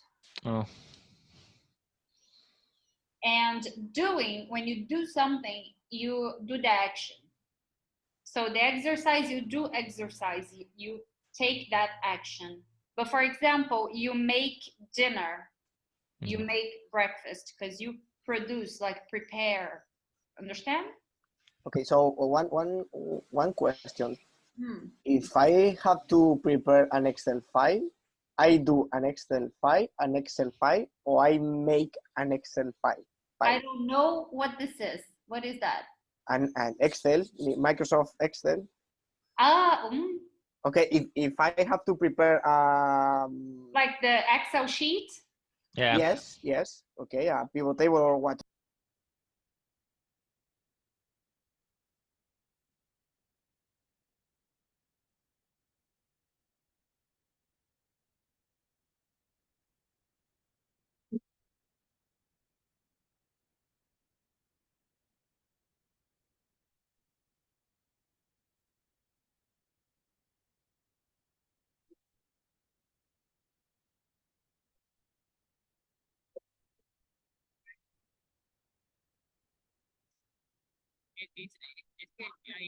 I don't know in English you can say I made or I do an Excel because innocent. En Spanish sí, yo hice un Excel. I have created a Excel file or I prepared an Excel.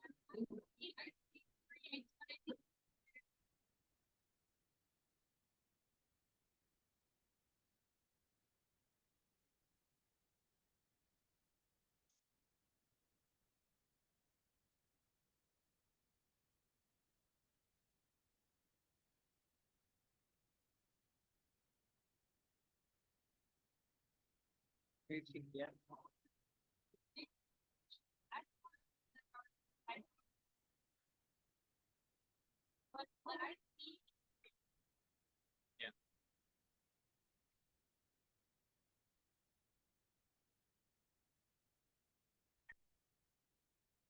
Check it out. From what I very different.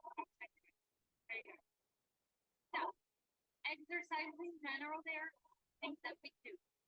So, with this logic, all the exercises we have here, sit up, press up, stretch, you sit up, you press up, stretch, it's already you stretch.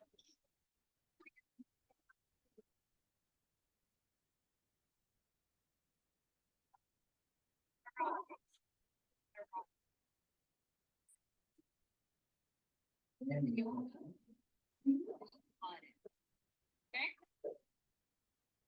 Good, guys? So let's start presentation. And then 4.27. 1. Keeping fit. Guys, repeat. Keeping fit. Keeping fit. Fit. Not feet. Fit. Good. Equipment. Really? Equipment. Exercise bike. Repeat. 12.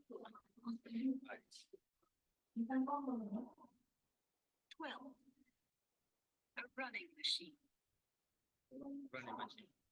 Machine. Okay, guys, not machine. Yeah, machine. Good. Repeat, please. Machine. Machine. 3. Weights. Repeat. Wait. 7. Rowing.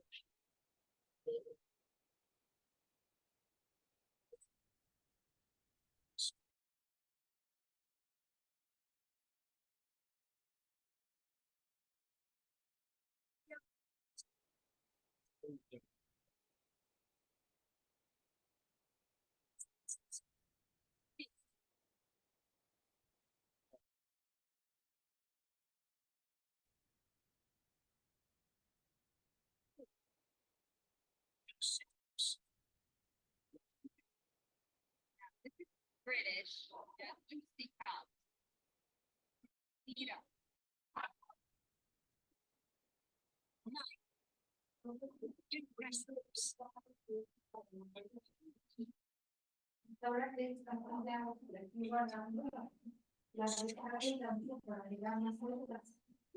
Now, unlike machine we have this sound. Now this one we have so stretch. Repeat.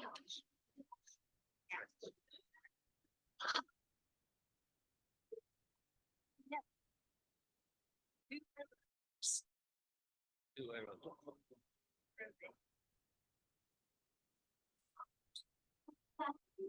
Spinning.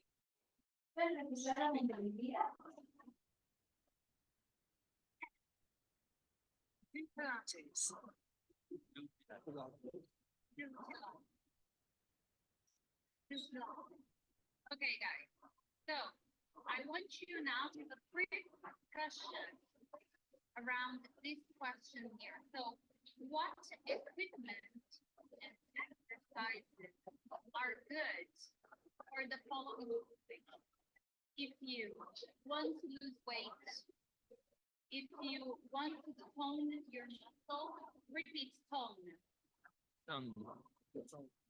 Repeat muscles. Muscles. Yeah, we don't say muscles. Muscles. If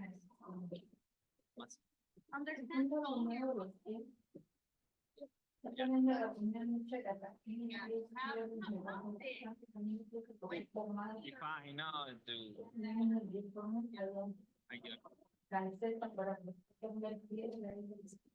All right, so we're not going to watch the whole thing. It's just that when she was trying to teach those basic aspects of the parts of the vocabulary. So what did she do?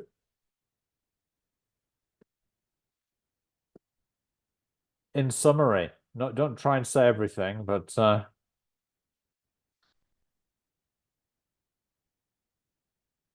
what I got is she is teaching collocations.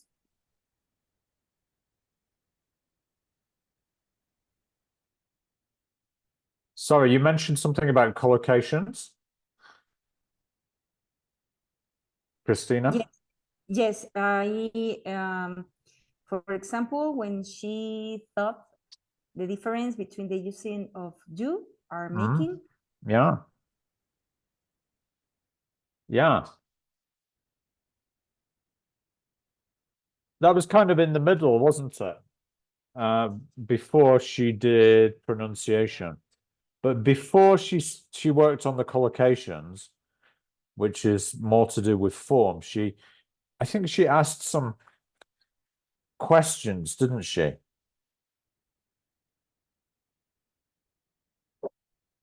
To try and clarify the meaning of some items. Did you notice at one point she asked the question, what's the movement to row? Yeah. Can you show me the movement to row? Yeah, rowing is like this, isn't it? Yeah, when you're in you go like that. So do you know what those types of questions are called? When we want to clarify the meaning.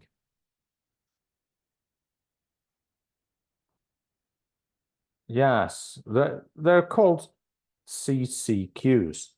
Do you know what that stands for? CCQ.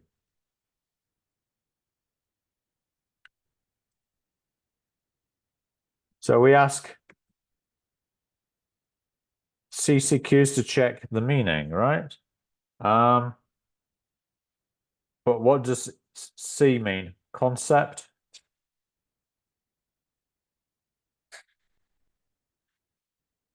First C is concept.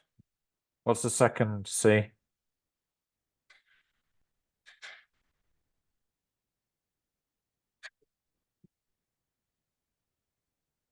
Check. Concepts, check. Questions. Huh?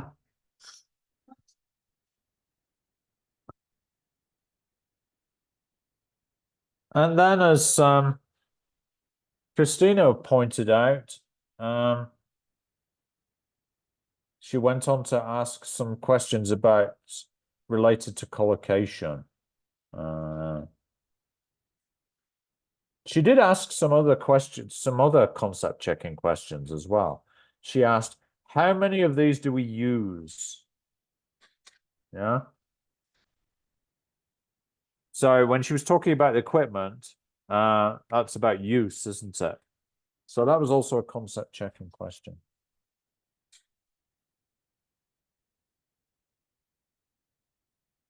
What do we do to lift?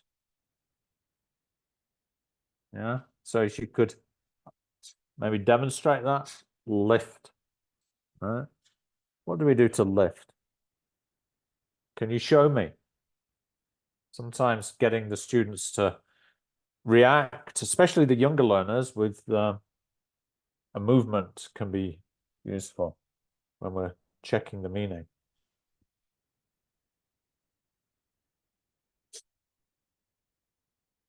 And then she worked on the collocation, as was pointed out, and that was mainly to do with do and make, wasn't it? And that was to do with the form.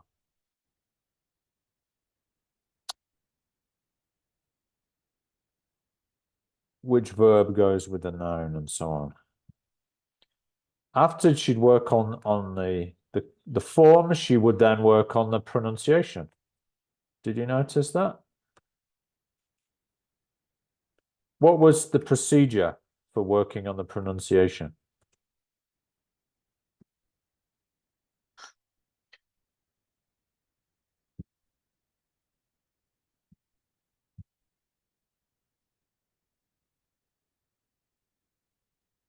She was asking them to repeat.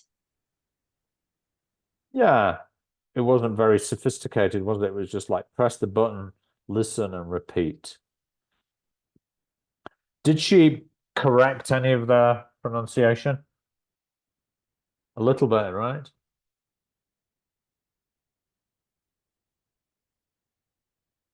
All right, so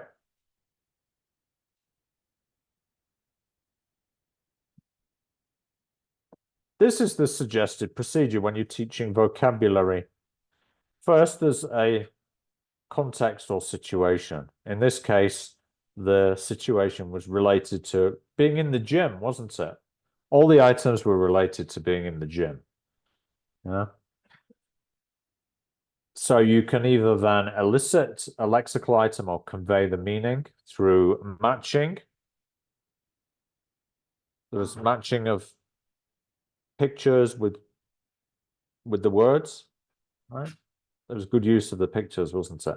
She asked concept checking questions to check they'd understood the meaning. Now, this wasn't quite in order. I mean, it's possible to do pronunciation before you do form, but then you can, it's also possible to check the form and then do the pronunciation, right? So she sort of worked on the phonemes by correcting them if they made a mistake with the stress as well. She got them to repeat, so that's what we call a drill, getting the students to repeat. And the form was, well, checking the parts of speech, how the collocations went together, which use do, which use make, and which use.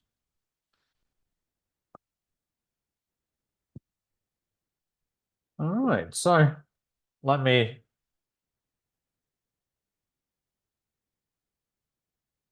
send you a photograph of that because you might find it useful.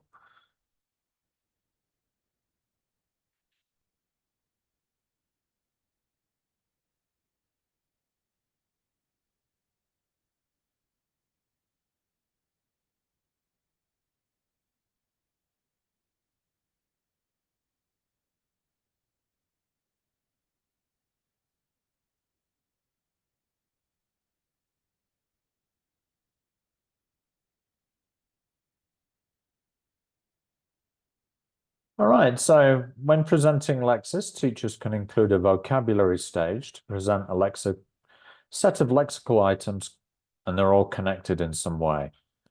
So the words could be connected with the same location or event. Here they're all connected with going to the gym. Words that have a same grammar or similar use. And words that can be used to achieve success in a specific task. So this could be prior to a reading or a listening or a writing or a speaking task. So at any of these situations, we might teach vocabulary.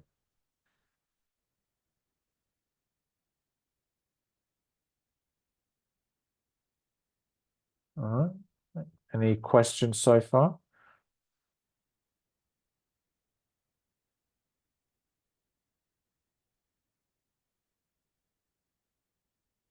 All right, on to presenting Lexis. So we've mentioned that when presenting Lexis and language in general, we need to cover MPF or MFP.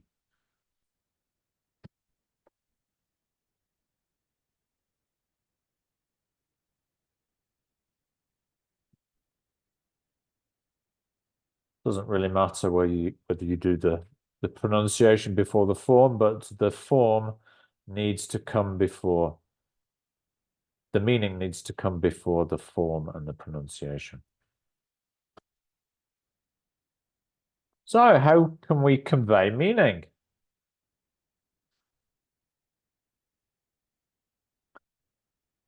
Well, we can do an action like a mime.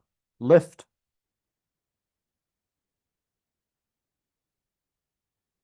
We can have a written definition, like we saw in the video, where there was written definitions that they had to match to pictures.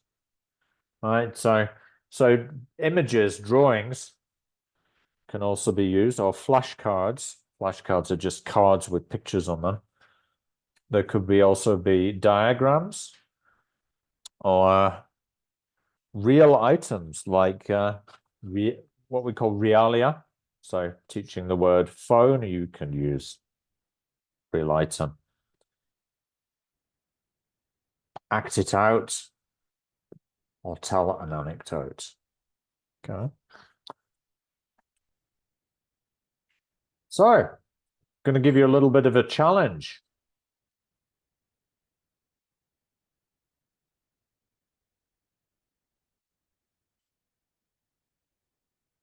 Let's turn back to our handbook. And we've got a bunch of words here.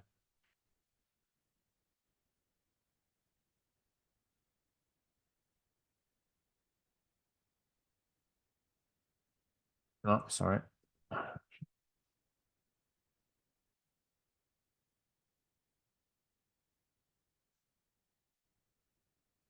I'd like you to, I'm going to put you to work on these. Let's have Rosa and Rebecca this time, and Christina and Tadeo. Okay. I want you to look at these words in the box and discuss how you can convey their meaning in a vocabulary presentation. So I'm going to give,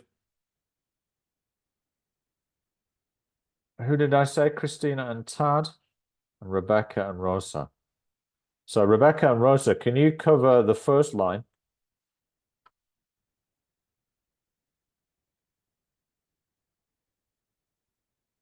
Gloves, stapler, often, exploitation, hope, contact lens, windowsill, and frightened.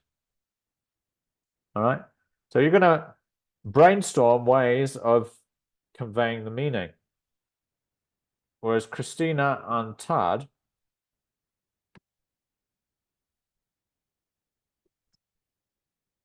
I'd like you to work on swimming, disgusting, cafe. Now, cafe is a place, not the drink, because that would be coffee. Chase is a verb. Crossroads. Bump into someone. Be careful, because that's an idiom. And run out of something.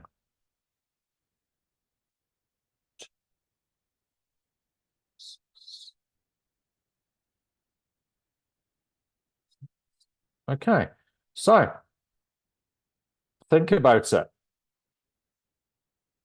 Which one of these strategies will you use for each of those words? The strategy is going to be different for each word. All right? Because some of these lexical items are more concrete, right? Whereas some of them are abstract. Yeah, like run out of something. So you have to think about how you're going to convey or teach their meaning to students. Just the meaning, not the form, right? That's all. Any questions before we get started?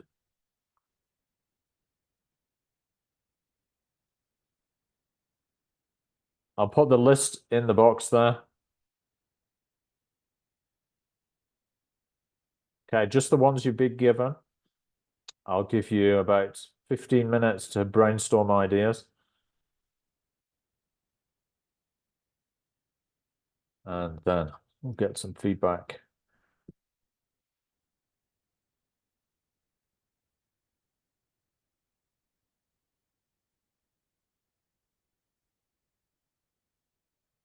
Any doubts before we go into the breakout rooms? All right, let's do it.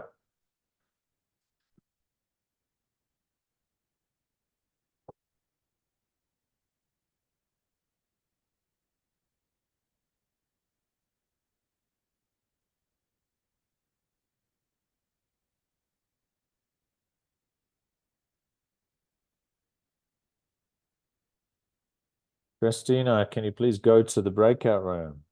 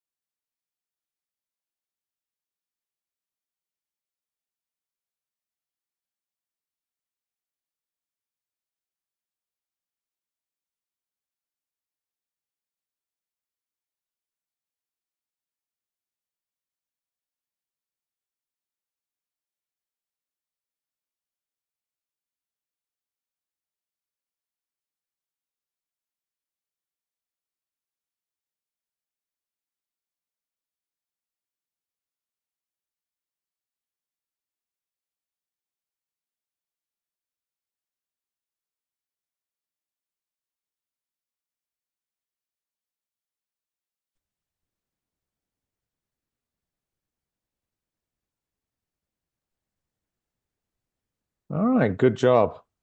Thought of some good ideas there, but let's just show and tell. So can we have Rebecca and Rosa going first with their list? Just take turns in explaining, or even better, showing how you would teach them.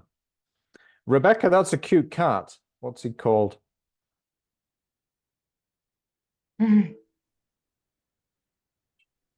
¿Cómo se llama tu gato, Rebecca?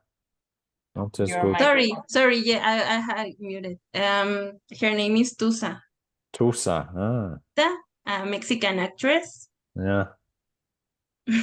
Very cute. We've got a cat as well, but he doesn't show up on the screen. Too shy. Yeah. All right. Okay, so go ahead. Okay, so the first word was gloves. So we can do the mime of putting on gloves, or we can show a flashcard, or that's all. Or sketch on the board. Yes. Like a drawing.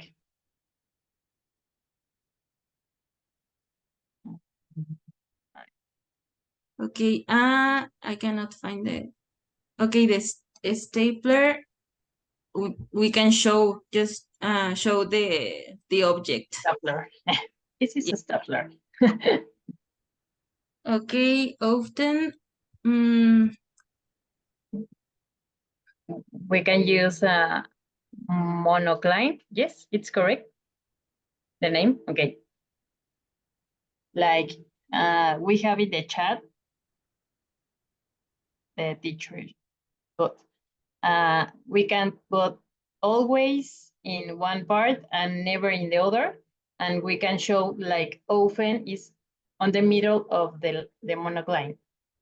So they can understand that always you do something and you never do something and you often in the middle.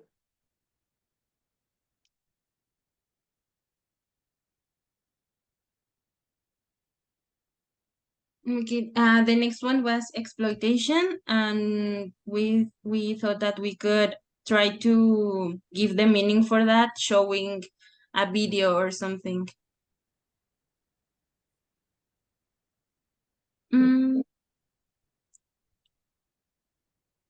With hope, it's an abstract thing, so we choose with a synonym.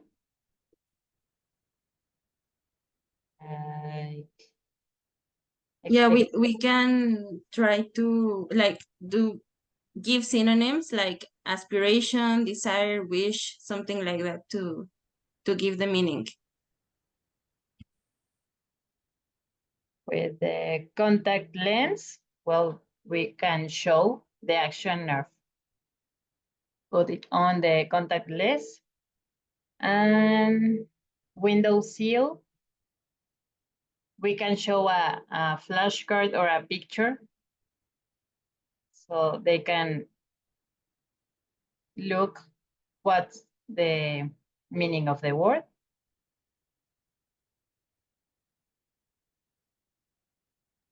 And with frightened, we can just like make a facial expression to explain that. And that's all. Yeah, good job. And Christina and Tadeo. Sure. Yeah. So for starters, the first word, swimming, we would just mime it, you know, like I think everyone would understand that. For the second one, this is disgusting. We choose to use a sentence including the lexical context or using facial expression. Perfect. And for the third one, we would draw a sketch.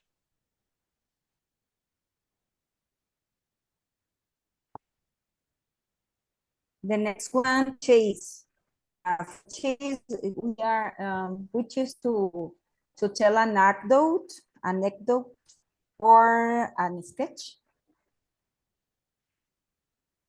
Exactly. And for the fourth one, which is, well, the next one, I already lost count, sorry, which is crossroads, we could just, draw another quick sketch to represent the crossroads. For bumping into someone, we choose to act the phrase out or giving a brief definition, like meet someone occasionally or casually. And finally, for run out of something, we would give a definition and an example. To run out of something is to have none of something left. For example, I've run out of coffee or money.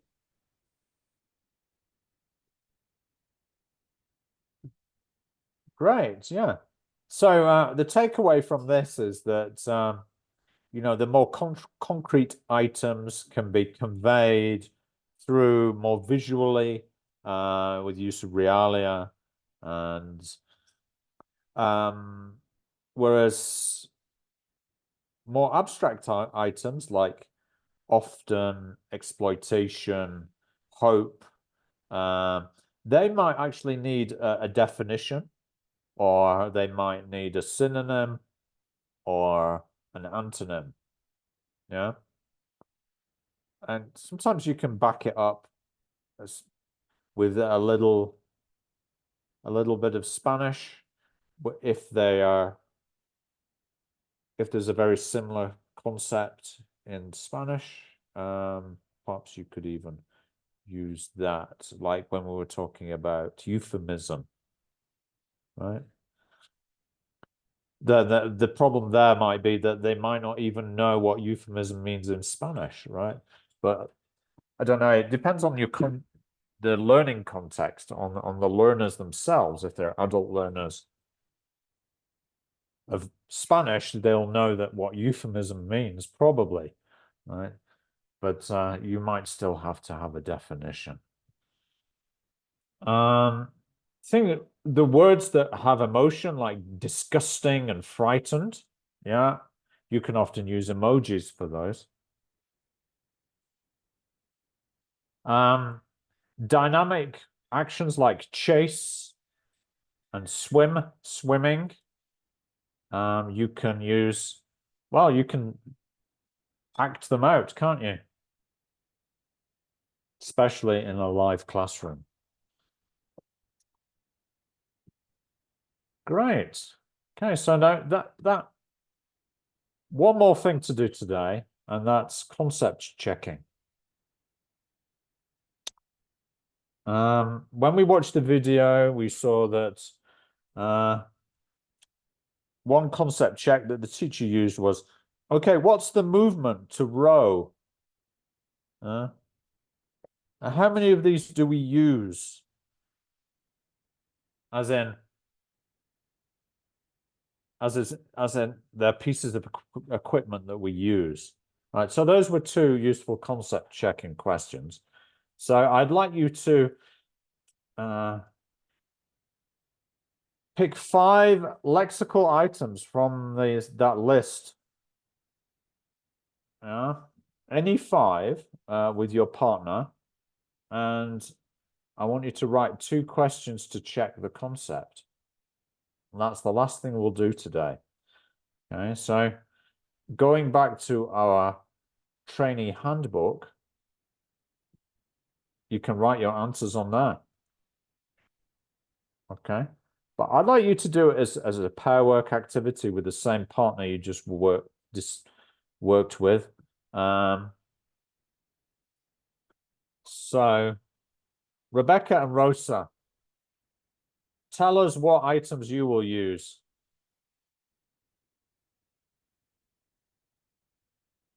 Let's decide on the items before we go into the breakout rooms. Rebecca and Rosa, which ones would you like to go with? any 5. It doesn't have to be from your list. It could be from Christina and Tadeo's list if you wish. Which items will you choose?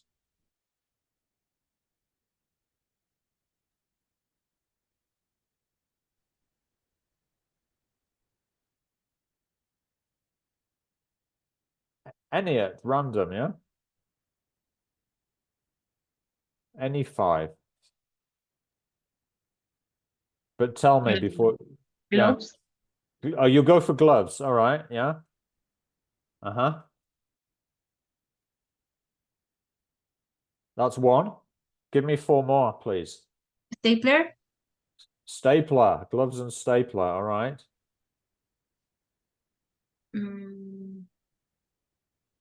Windowsill. Windowsill. Uh-huh. Coffee. Cafe. Cafe. Uh-huh. And 1 more. Swimming. Swimming. Cool. Okay, Christina and Tad, which 5 will you go for?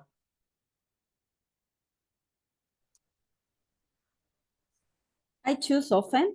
I don't know, Tadeo. Often. All right, good.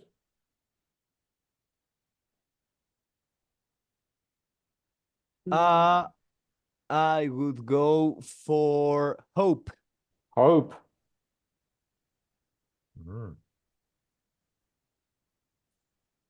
Good challenge. Disgusting. Disgusting.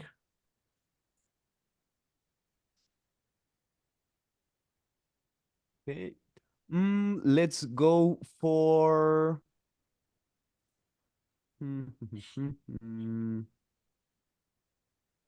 give me a moment.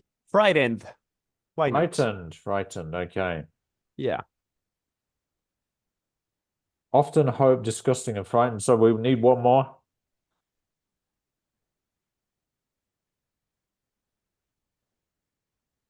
Falta una. Maybe an easy one.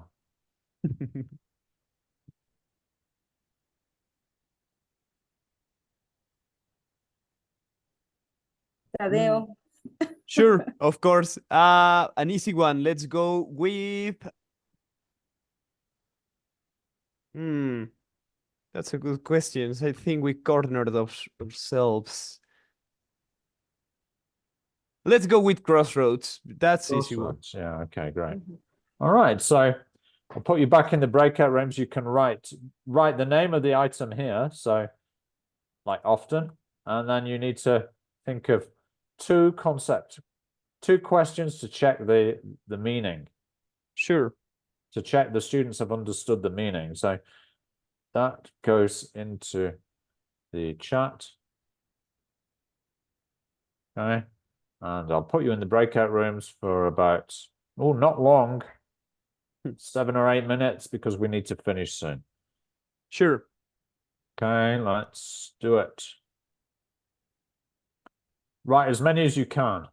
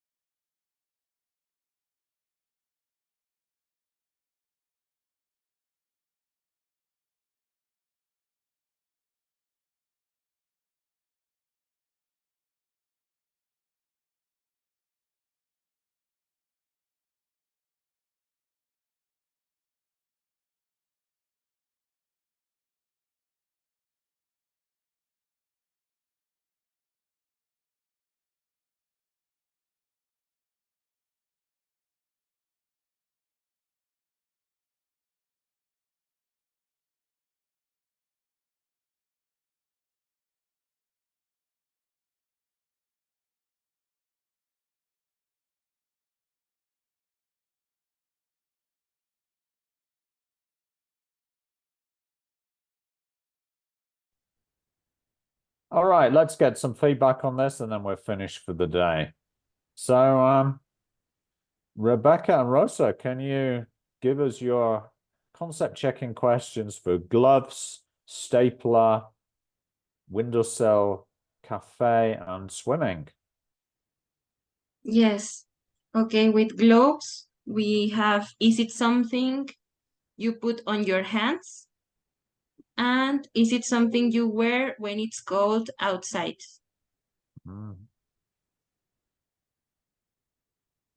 Okay, great, yeah. But I think the hands thing is pretty essential, isn't it? Yeah, what about stapler?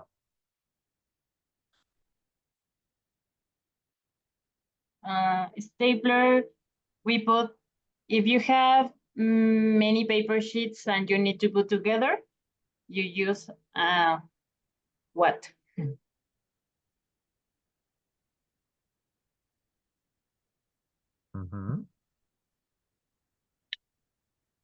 But what if they can't answer that? What's your strategy then? So you need at least 2 questions. Okay, the second question on that is it something you can find in a stationery? Yeah, or in the office?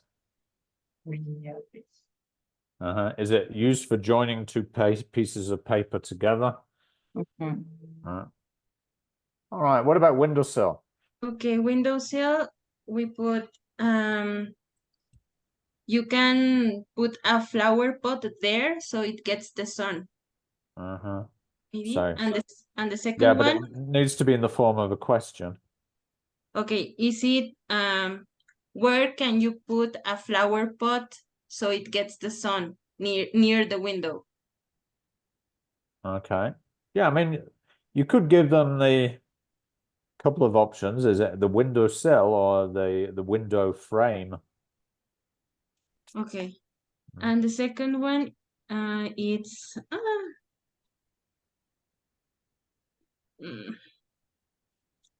is it like something you could build on your window to put that flower pot? All right. It was difficult, that one. What about cafe? It's a place you can drink tea or some snack. Well, yeah, I would begin with a simpler question. Is it a place or is it a drink? Because Spanish speakers will think it's a drink, right? And cafe, yes, a drink. So establish that it's a place, yeah. Okay. Right, you can give them 2 options, yeah? Is it one of these or is it that? So then you can follow up and say, place or drink? Okay. Especially for low-level learners, they're only going to answer with like 1 word. So they say place. Right. Swimming then. Okay. Is it something you can do when you go to the sea? Or something more basic, do you do it in water or on land?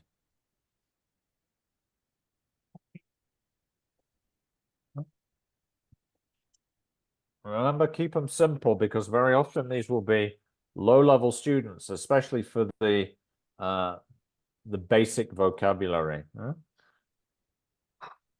And okay, Christina Tadeo, you've got often. How will you concept check that?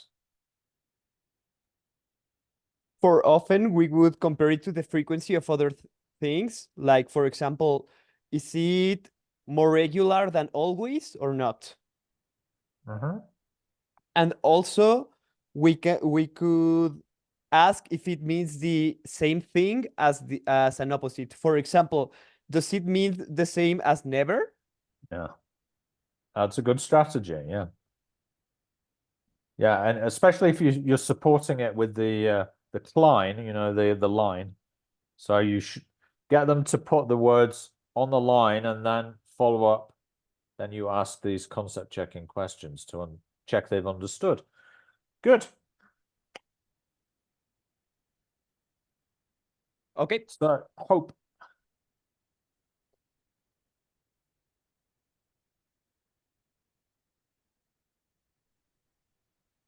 Okay, for hope, we would ask which word can you feel? For example, can you feel hope, or something you can feel, or what do you consider as a good emotion?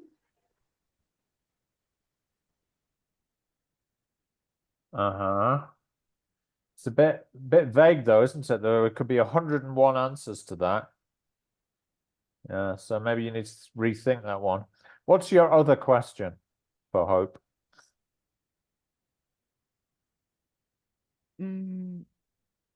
I think the issue is that we put the three feelings together, so it's a little bit easier to concept check, since they are, well, two bad feelings and one good one. So you could ask between or 5 words, for example, which of these are feelings? Obviously, crossroads is not a feeling, but Yeah, hope. but you probably wouldn't teach these together. You might teach hope and despair and anger together because they're emotions, but you wouldn't teach hope with crossroads. Yeah. So no, I mean it'd be useful. Maybe you could have a matching activity where you get hope and looking forward to something. You could match them together or ask a question like, if I have hope, is it good? Is it a good thing? Yeah, think about the connotation. Is it positive? Okay. Yeah. Do I have expectations for the future? Yes or no? Do I have good expectations for the future? Okay. Yeah. All right. So what about disgusting? For that, for example, we could ask, would you describe something you like as disgusting? Yeah. And would you use it to describe a person or an object? Uh-huh. Yes. I mean, you could describe a person, but that would be very rude. It's usually an object, isn't it? Or yeah. food. Yeah. Exactly. Yeah, I think that would work. Good. What about frightened?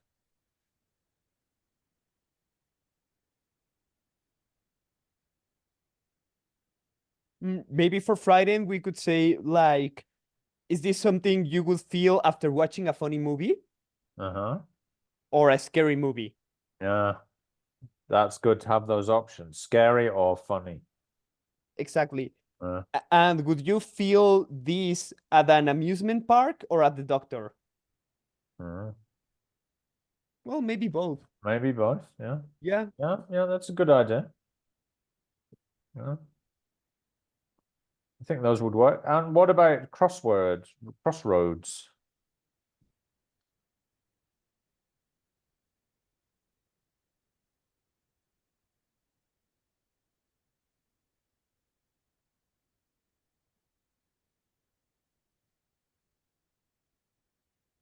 It's stuck there. Is it difficult? Crossroads?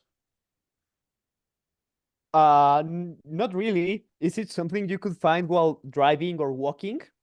Uh-huh. Or do both paths lead to the same place?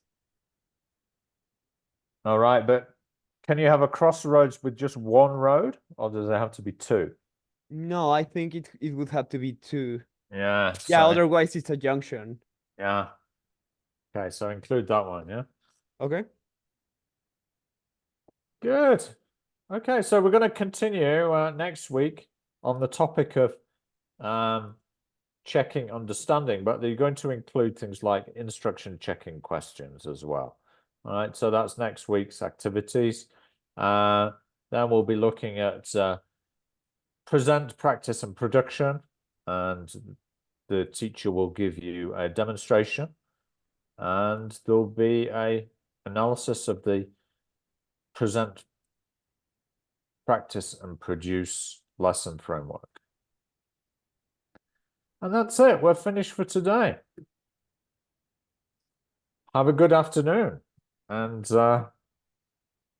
don't forget to go and vote tomorrow.